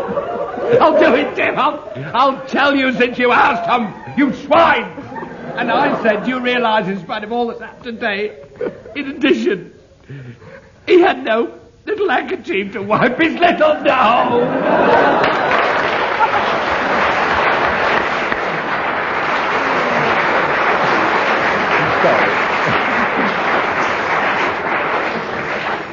Oh, great series. Great series. Sorry. Willie Rushton, here's one, and I must ask you to be very careful before you answer this. I shall. What? Your quotation is, humph yourself. And the camel humphed himself. Humph yourself, and the camel humphed himself. And the next lines I recall, which accounts for the hump of the camel and the Sphinx's inscrutable smile. It's the one-eyed Arabian entertainer, Omar Khayyam Jr. Who was I known know that to his one. close... Do you? Tell me then, tell me. You know Don't it. sit there looking... Is that fellow that Kipples? Kipling's is right, yes. Kipling? You're expecting an extra mark for that, I suppose, having volunteered the If I said it, information. would we get more? If I said Kipling, He's bigger than You that. said Kipling. I Well, say I'll give you more. 2 extra Kipling. marks. I sound like Kipling when I say it. Sound charades we go on to now, and we know all about this one. One team has to make noises, and the other team must guess what they mean. The audience can help by applauding when they're getting warmer. And I say every week that they can do the other thing when they're not, but nobody seems to want to do the other thing, not in here at any rate, so we'll continue with the charade, acted first by Tim Brooke-Taylor and William Rushton. And somebody with a board is showing our audience here, and somebody with a voice is telling you at home. Tim and Willie's charade is The Man Who Loved Cat Dancing. The Man Who Loved Cat Dancing. Right, Tim and Willie. Good Is evening. yours a play, a book, a film, or what? It's a film. Film. And it's got 6 words. 6. Yes. Magnificent. Truly great. A rare delight. Superb. Superb. What artistry. Oh, wonderful. Wonderful. Right, there's the Thank charade you. now. Start guessing, Graeme and Barry. It's dog something. I don't know what it is. Does cat occur vaguely at any point? Yes. And it's 6 words with a definite article lurking probably at the beginning. I'm only guessing. I'm going to have a wild stab at this one. Pass me a knife. Cat killer. Is it The Man Who Liked Cat Dancing? No.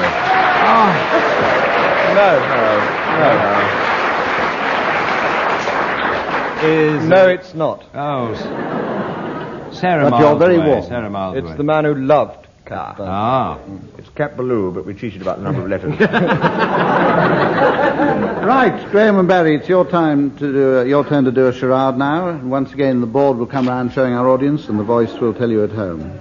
And Barry and Graham's charade is Billy Liar. Billy Liar. This has been a book, a play, a film, television series. Well, we'll leave it at that. Yes, they're thinking of doing it next year as a Chinese meal, actually, but it's been everything, this. Everything. How many words? 2. 2. And it goes something like this. Hello, William. No, my name's Peter. Billy Liar.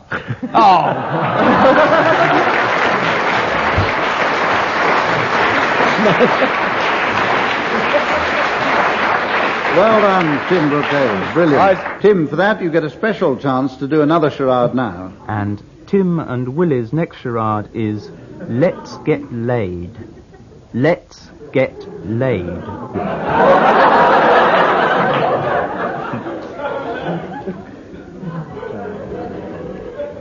It's quite difficult to actually describe what this is. It's a show, and it's got 3 words, and we're going to do it all at once. Okay? Yes. Let's get it over then. After you, Egg. No, after you, Egg. All right. Geronimo!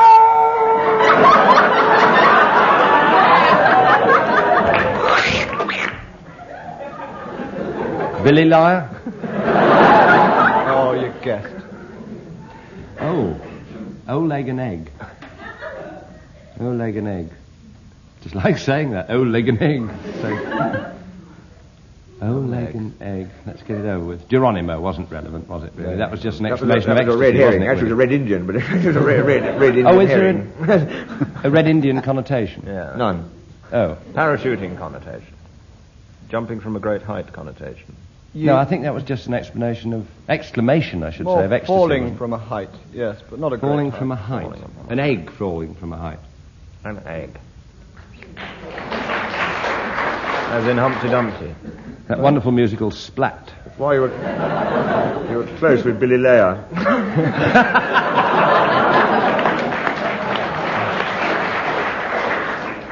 The Yolks Who Live on the Hill. No. Not the exorcist. Well, good guess. It's not actually 3 words, but good guess. Eggs over Troubled water. Why, of course. What's the first thing that happens to eggs? laid. Cracked. Laid. Lady. No. Laid. Let's get laid.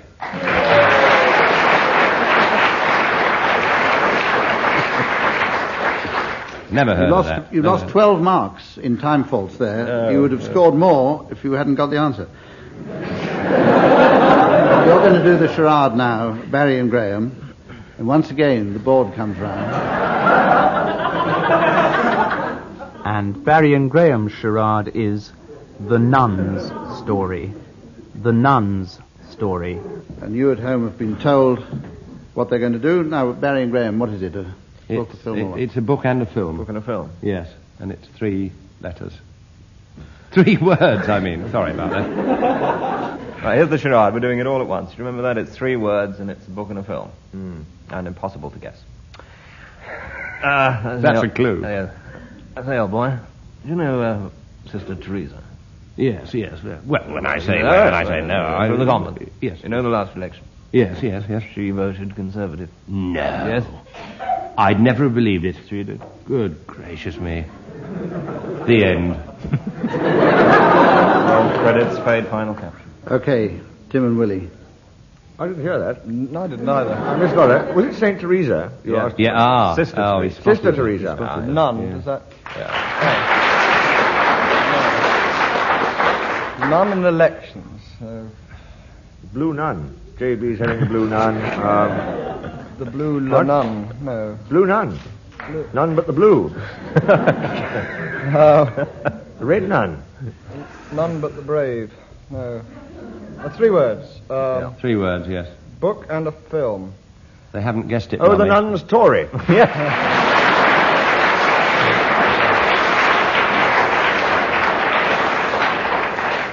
No. P.S. I lied to the mummy. Well, we've reached a crucial point in the game when we go on to our ad-lib poem. I'll talk. And I give the one member of one team the opening line of a poem. He takes it up from there, and then they go on in rotation until we've all had enough. And Willie Rushton, I'm going to give you the line first of all this time. Goodbye, world. Bye, Willie. And your opening line is this. I had a lovely pair of things, but one of them was Julie's.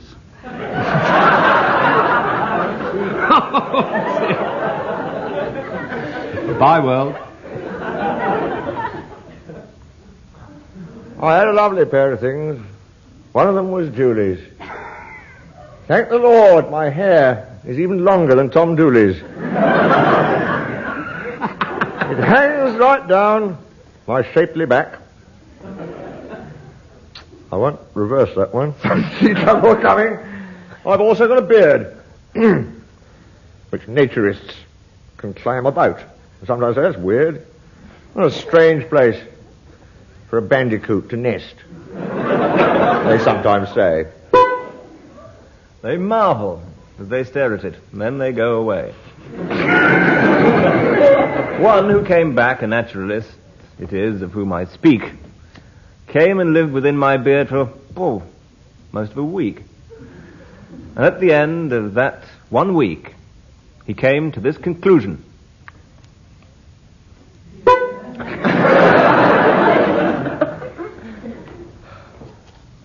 He'd buy a television set from that great firm, Rediffusion.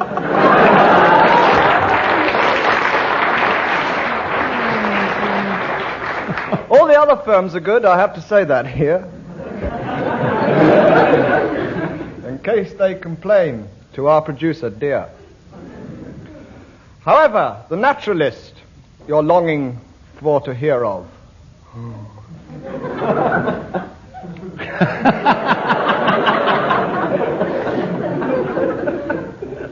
The buzzer's broken. That's got it. That's got it. Oh, that's it.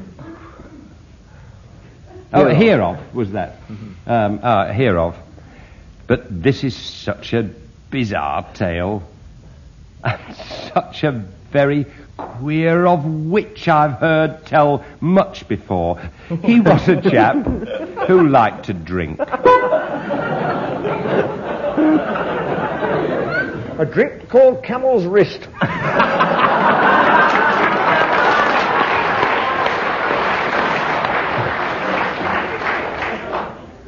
It's not quite like a horse's neck.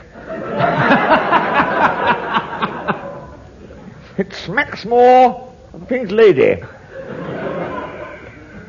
With elements of sidecar. And, pardon? And it looks a trifle shady. But once you've had a glass of this, your cares are wont to rise and slip away from off your back and brighten up your eyes. And then you leap into the air with frolicsome exclamations. You take a bus at first and visit all the stations.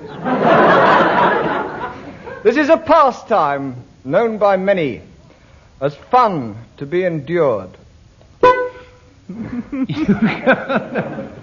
Bless you, Tim. You go to Euston and King's Cross. In there you are immured. A lady with a trolley sells cups of tea and buns. You look at her and say, my dear, oh, my fancy now it runs to thoughts of caviar and cakes. Because I've got Catholic tastes. I'm also no stranger to Neasden's icy wastes.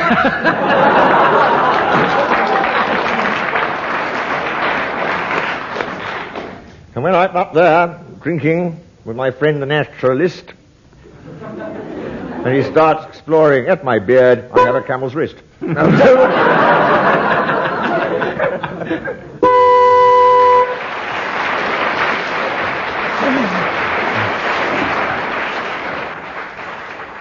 Thank you very much. And we come to the musical round now, which brings back Colin Sell at the piano once again to accompany the teams in their opera singing.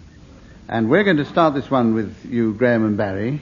We're going to ask you to sing an extract from the BBC Sound Effects catalogue, Comedy Sounds.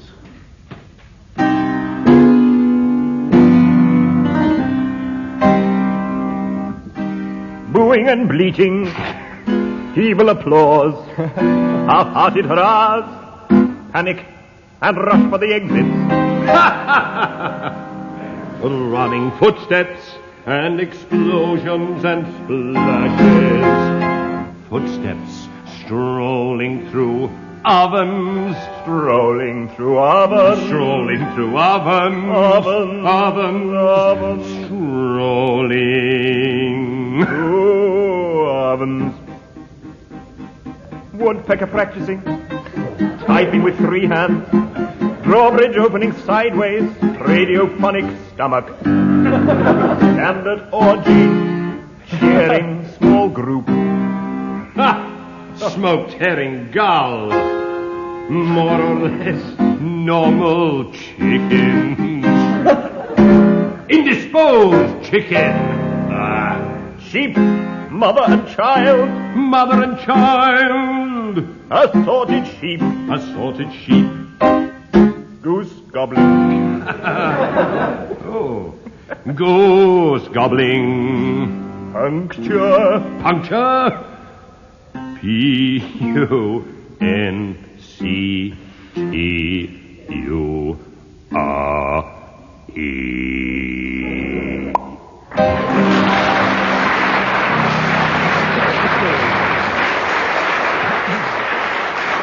Thank you, Graeme and Barry. You're going to sing your one now, Tim Brooke-Taylor and Willie Rushton. And yours is, we are going to ask you to sing the ticket for this programme. This is the ticket which is issued to the audience here. They This can programme. join in. They on the bell and they go out singing the ticket. BBC. Pip, pip, pip, pip, pip, pip. Complimentary ticket not for sale. Admit to, I'm sorry I haven't a clue.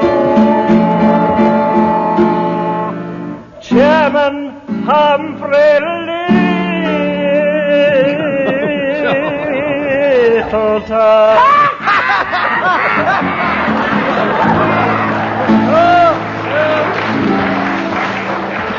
Who remembers Cherry Blossom Pink?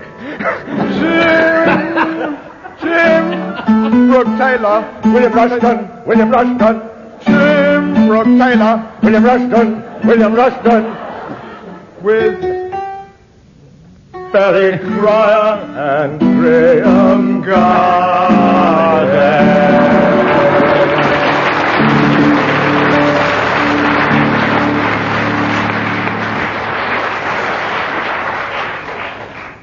Up till halfway through, you've got 12 marks for that. That brings us now to the final round, ladies and gentlemen, where I sit back and listen to the teams giving their arrivals at the Anatomists Ball. Mr. and Mrs. Bones and their distinguished relative Dame Bones. Who are joined by From everybody else. Egham, Mr. and Mrs. Churd Spleen and their son Rupert Churd Spleen. Please really welcome Mr. and Mrs. Muscle and their son Paul Muscle and his friend Bruce Tendon. Good heavens, who's that with them? What a coming together. Some more friends of Mr. Lyttelton, Mr. and Mrs. Lee Stendon, and their trad clarinet-playing son, Acker Lee Stendon. Mr. and Mrs. E. Button and their daughter Belle. Will you welcome, please, Mr. and Mrs. Knees and their kid Knees.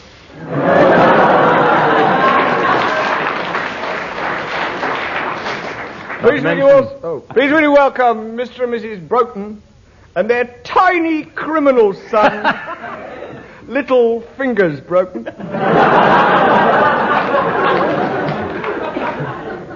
Please will you welcome from Scotland Mr. and Mrs. Knee from a slip disc and their daughter Aggie Knee from a slip disc. Ada Noids and Tom Sills. Oh, and there's Fanny Bone. And her Uncle Joint.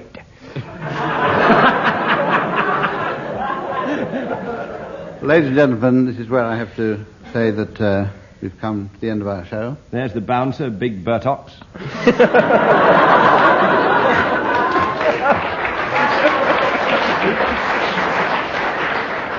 On his bucking broncho pneumonia. Ladies and gentlemen, kindly shut up. For Mr. and Mrs. And why I must interrupt is that we've overstepped the bounds of decency and also reached the end of the series. And their daughter, Teresa, why I must interrupt is that we've overstepped the bounds of decency. Reached the end of the series. So the chairman having the last word, ladies and gentlemen, goodbye from our teams and from me, and we'll see you next time. Goodbye.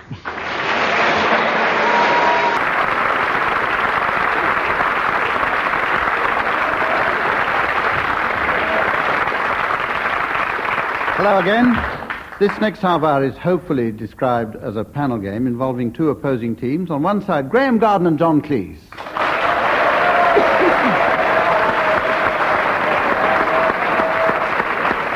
And on the other side, Tim Brooke-Taylor and Bill Oddie.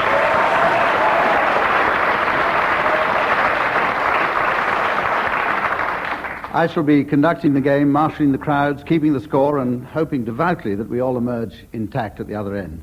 Here's the first round now, in which I ask each team to sing the words of one song to the tune of another. We're going to start with John Cleese and Graeme Garden, and I'm going to ask you to sing the words of How Much Is That Doggy in the Window to the tune of that well-known cavalry and circus march, The Entry of the Gladiators.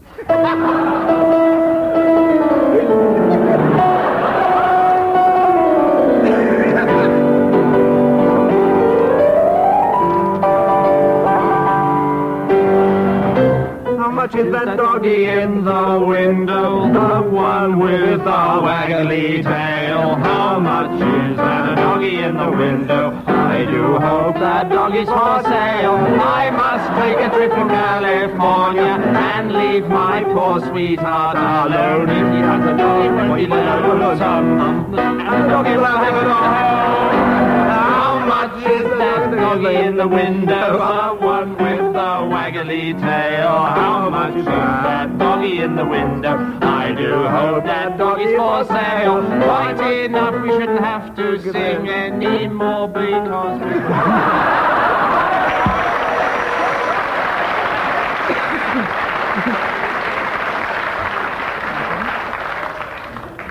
Thank you, John and Graeme. I'm marking this one for rendition. Tim and Bill, your words are those of Zippity Doodah to the melody of the theme song of the Women's Institute, Jerusalem.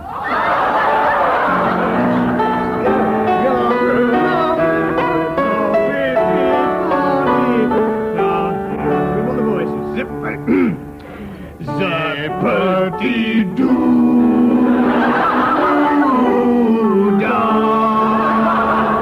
zippity my, oh my, what a wonderful day. Plenty of sunshine headed my way. Zippity-doo, zippity, Mr. Bluebird on my shoulder. It's the truth, it's actual everything is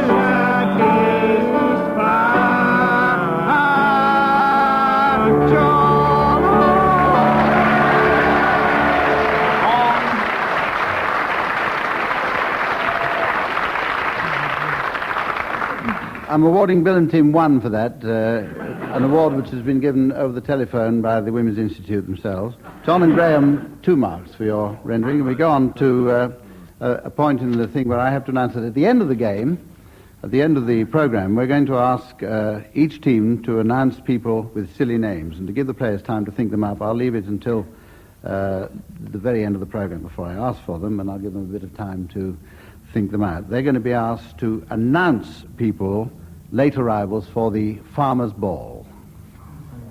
That's coming up later. Teams. And we go on to the second round, which is misleading readings. In this round, each team will read an excerpt from a well-known classic in the English language in a disguised voice, or in disguised voices, and for 1 point, the other side must identify the piece. Our audience here will be told what the pieces are. John and Graeme, I'm going to ask you to start. John and Graeme's piece is Twelfth Night by William Shakespeare.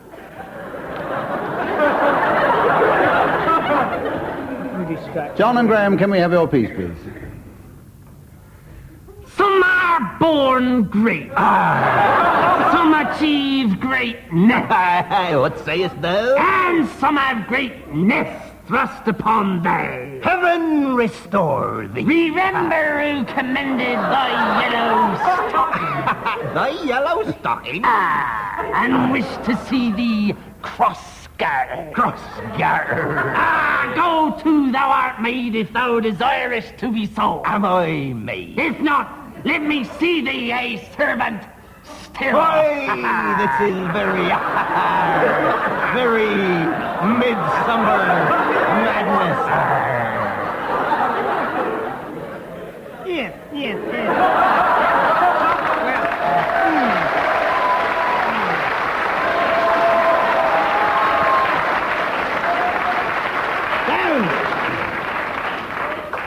Tim and Bill, ignore that clack in the audience and identify that piece. No, not the artist. I didn't mean to say it wasn't the artist. It's more classic than that. It's not in front of the children. Not Son of Long John Silver. No. Not Son of Long. I recognise Louis Armstrong impersonation in there somewhere. I would say it was Shakespearean.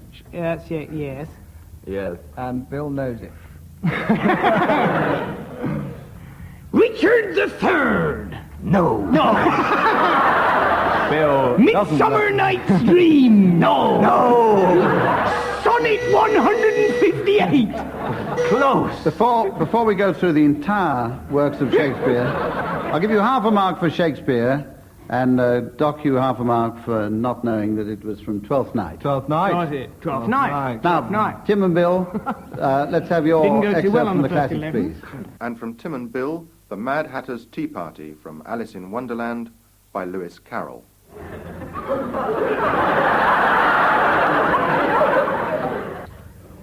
You might just as well say that I breathe when I sleep is the same thing as I sleep when I breathe. But, it is the same thing with you, isn't it? Yeah. What day of the month is it? It's the fourth day of the month. 2 days wrong. Told you, butter wouldn't suit the works. It's the best butter. Yeah, it's best butter, but some crumbs must have got in as well. You shouldn't have put it in with the bread knife. What a funny watch. It tells the day of the month and doesn't tell what o'clock it is. Why should it? Does your watch tell what year it is? Of course not. But that's because it stays the same year for such a long time together. It's just a case with me. I think I'm going out for a cup of tea.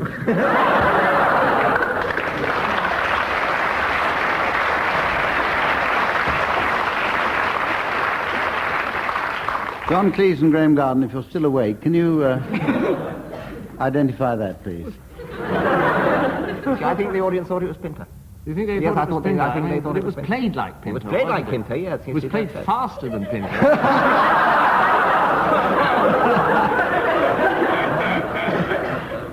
Read a Pinter player dough. Right. Let me have the answer in 5 seconds, please.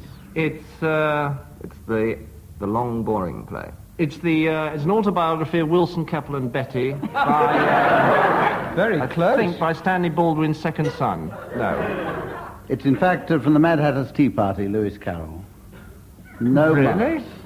Well, this is the time now when I give each team a subject on which they must improvise a calypso, singing alternate lines, and I mark out of 2 marks for wit and for presentation and expression and the rest of it. I'm going to ask, first of all, Bill Oddie and Tim Brooke-Taylor to do a calypso on wife swapping. What's that? I don't know anything about that. Anything I sing is fairly fictitious. Keep it going. Got your voice on? Yeah. Up. Here we go. Nearly there, with you in an hour or 2. Wait a minute. I went to a party and swapped my wife. It was the best time in my life. I really did have a lot of fun. For my swap, I got 2 for 1.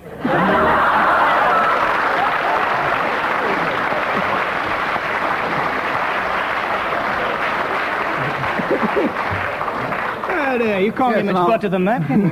No, I'll give you 2 for that one. Now, John and Graeme, your subject is the common market.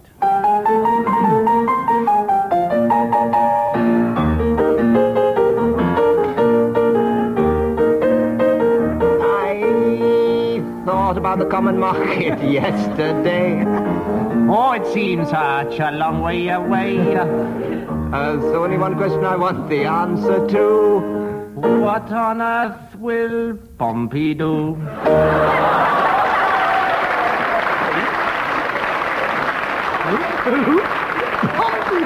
Pompey level pegging so far.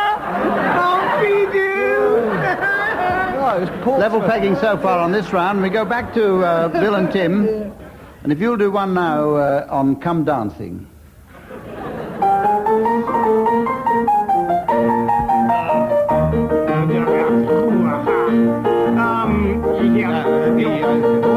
Oh yeah, man. Yeah. Definitely. Keep going, baby. That's right. Play that piano, mister. The day I went to see Come Dancing. And round the floor, all the people were prancing. There were lots of girls looking their best. But the prettiest of all was Peter West.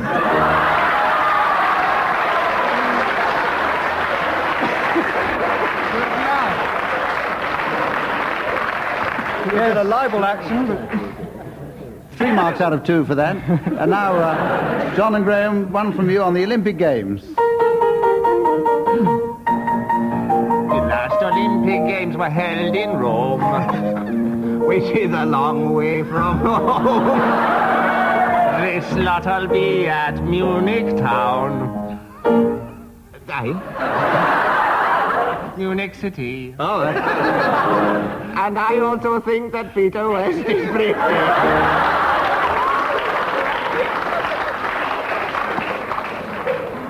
Well, you lose a mark for getting into the wrong calypso there. The score up to now is John Cleese and Graeme Garden, 1, 2, 3, 4, 5.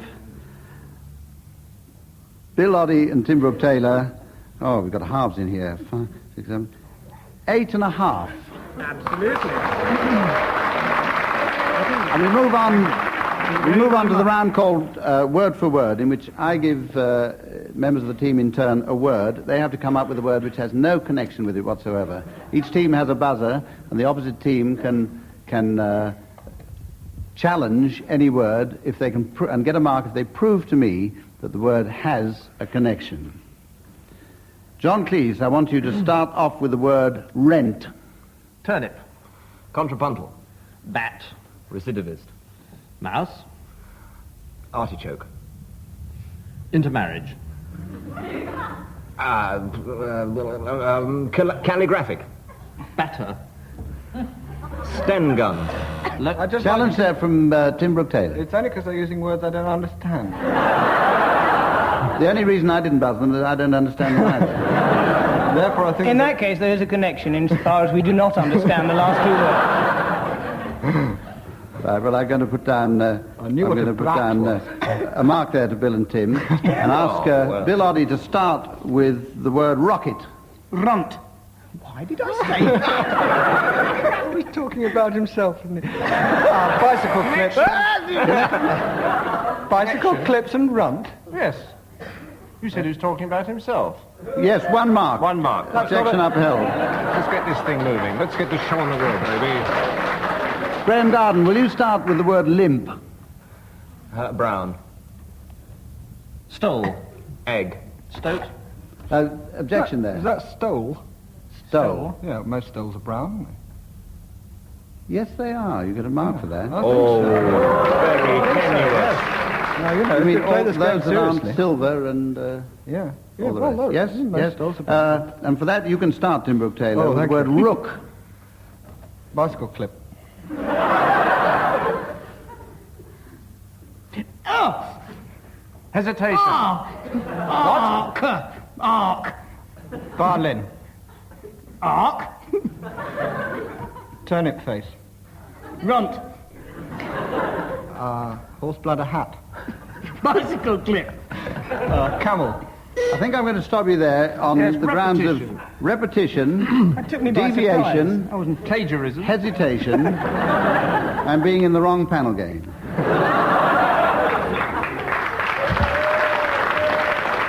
I think it's time to hurry on to the next round, which is one which, for want of a better name, we call Spot the Noise. And this time I shall ask each player to listen to a selection of BBC sound effects and on the spur of the moment to invent a story or situation to match them. I'm going to start with John Cleese, and number one sound effect, please.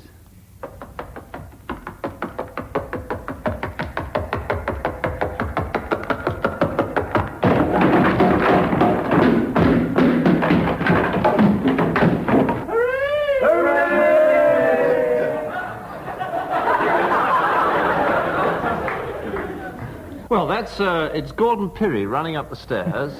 He runs up one flight, and then he runs along a completely flat passage, but pretending that he's running upstairs, which you can tell from the change in rhythm.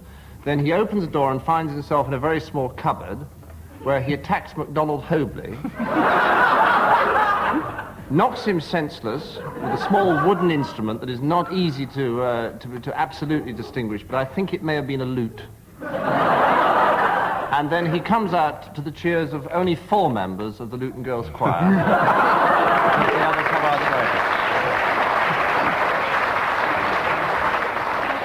our Luton Girls Choir. In this round, I'm not going to attempt to do the judging myself. We have a sensitive machine up here which will measure the volume of the audience's reaction. It's called an eardrum. And, the length of the applause for that was 5 seconds, which shouldn't take very long to beat. The next sound effect will have the story attached to it by Tim Brooke-Taylor.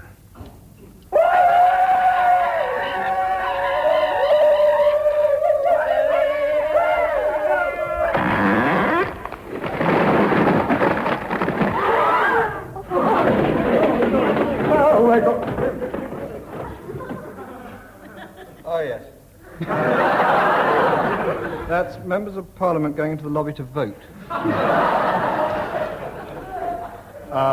Isn't it? complaining about indiscipline in the trade unions. That's what I think it is, going into the lobby to vote. Oh, come on. You've got 6 seconds.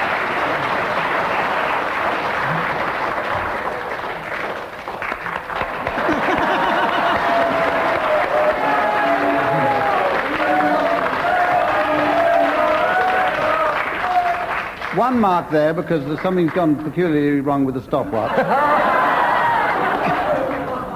And we'll have the next sound effect for Graeme Garden, please.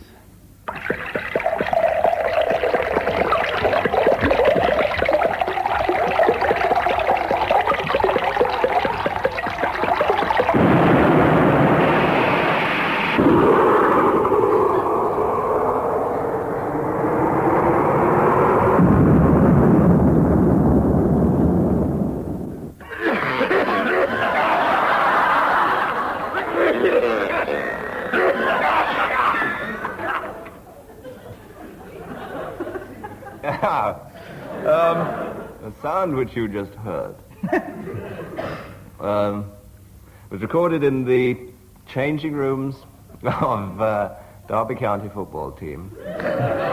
Players having their bath following their defeat by Arsenal. And the discovery of a Polaris submarine and a missile being detonated by Brian Clough with his rubber duck.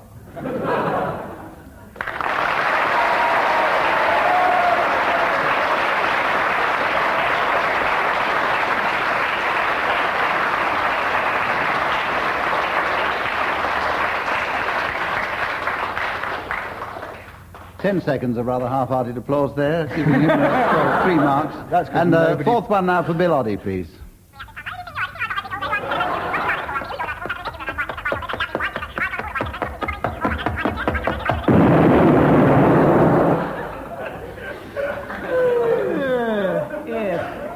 I think I recognised Raimondo there, didn't I? You know Raimondo, he's the little voice that gives out Jimmy Young's recipes. In which case... well, maybe that's it, yeah. Raimondo's the one who says, hello, and all that. And Jimmy Young's the one who goes... In which case, it's clearly Jimmy Young having just tried out his own recipe for baked beans.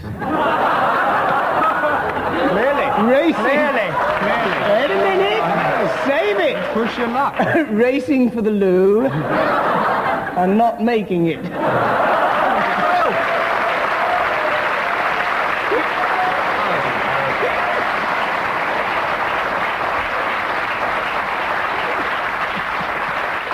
That's very unpleasant, isn't it?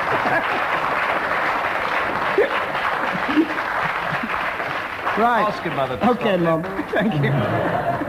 Well, that scores 3 marks, making a total score of 14.5 for Bill and Tim. What else? And 12 for John and Graham. That's what I made it? Still, it's early days yet.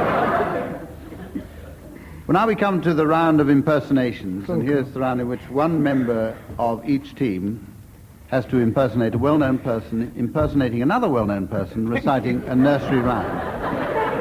And the members of the team who've been chosen for this week are, for John and Graham's team, Graeme Garden, who I would like to give an impersonation of Richard III, impersonating Ken Dodd, reciting Tom Tom the Piper's Son. Yeah.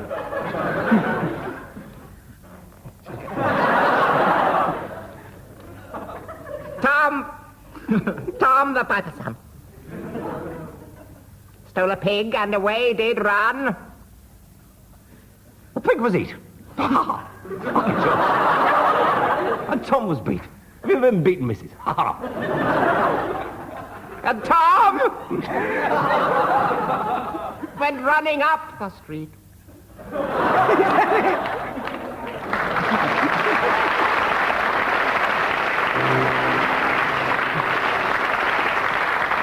Thank you, Graeme Garden. Over now to Bill Oddie on the other side, who's going to be asked to impersonate Frankie Howard, impersonating Mickey Mouse, reciting Bar Bar Black Sheep. Yes. Hi there, Frankie. That's not bad. Not bad for Frankie Howard. It's not bad for Frankie. Now let's get Mickey. Aye? No. Well, here we go. Yes. Aye? No, shush. Bar Bar Black Sheep. Aye? Have you any wool? Yes, I have. No, I haven't. Yes, sir. Yes, sir. 3 bags full. Ooh, 1. Right? No. Hush a minute. There we are. 1 for the master. 1 for the dame. And 1 for the little mouse who lives down the lane.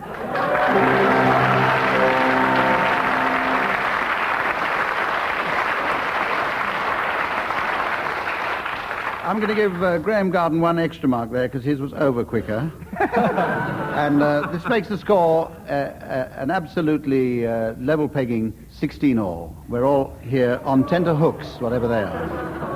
And this round involves individual players rather than teams. The first player starts a song, stops singing whenever he feels like it, and the next player picks up on the word at which he stopped and has to start a new song starting with that word.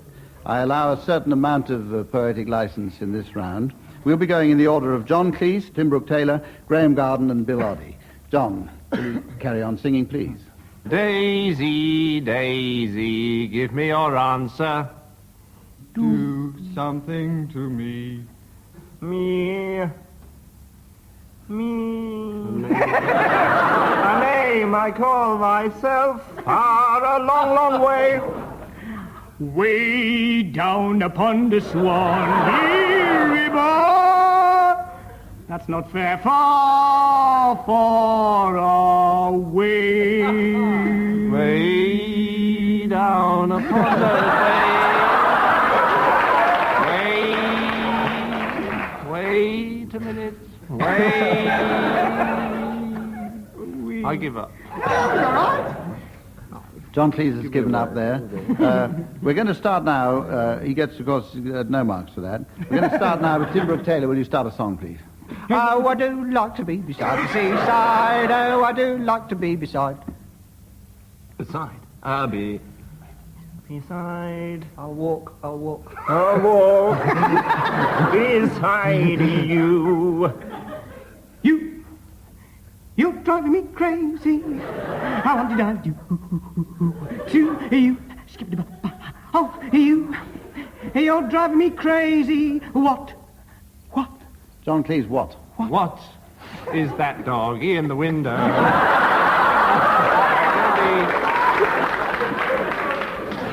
Waggly. Big back. We'll restore your mark for that. Gypsies, oh. Wiggly-piggledy. Wiggly-waggly gypsies, oh. Something like that. Enough of the wiggly-waggly gypsies. We've restored John Cleese's mark there, and we've given 2 marks each on that round. And we go on now to the round which I spoke about early on, which is the last round in the program. And this is the one where I asked the teams to announce the late arrivals at the Farmers' Ball with names of their own invention. And we'll kick off this one with John and Graeme. Mr. and Mrs. Tree Farmer and their son, Paul Tree Farmer.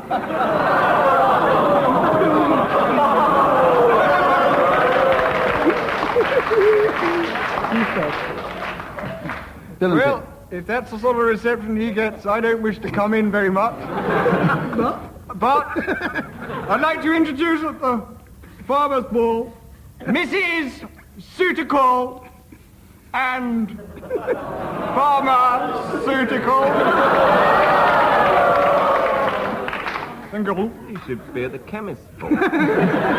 He's also going on later to the chemist's ball. He should have gone there first. Mr. and Mrs. Liza, all together now. And their son, Ferdy. Not to mention their friends from Scotland, the McSpreaders.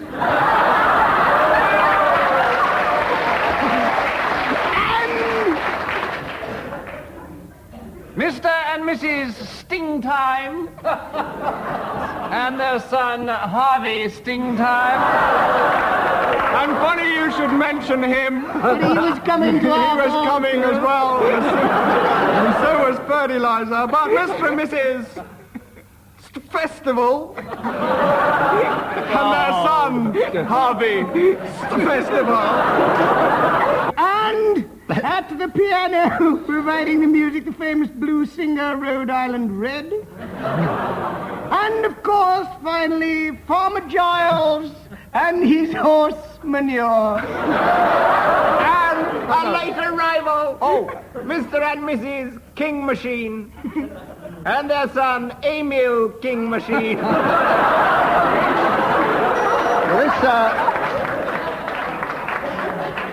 This is where it's my job to add up the score.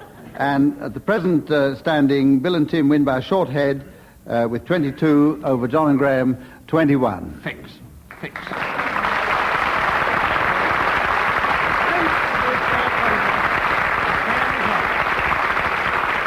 And with that breathlessly exciting score being held over till next week, it's goodbye from me, from our musical accompanist Dave Lee, and from our 2 teams, John Cleese and Graeme Garden, Tim Brooke-Taylor and Bill Oddie.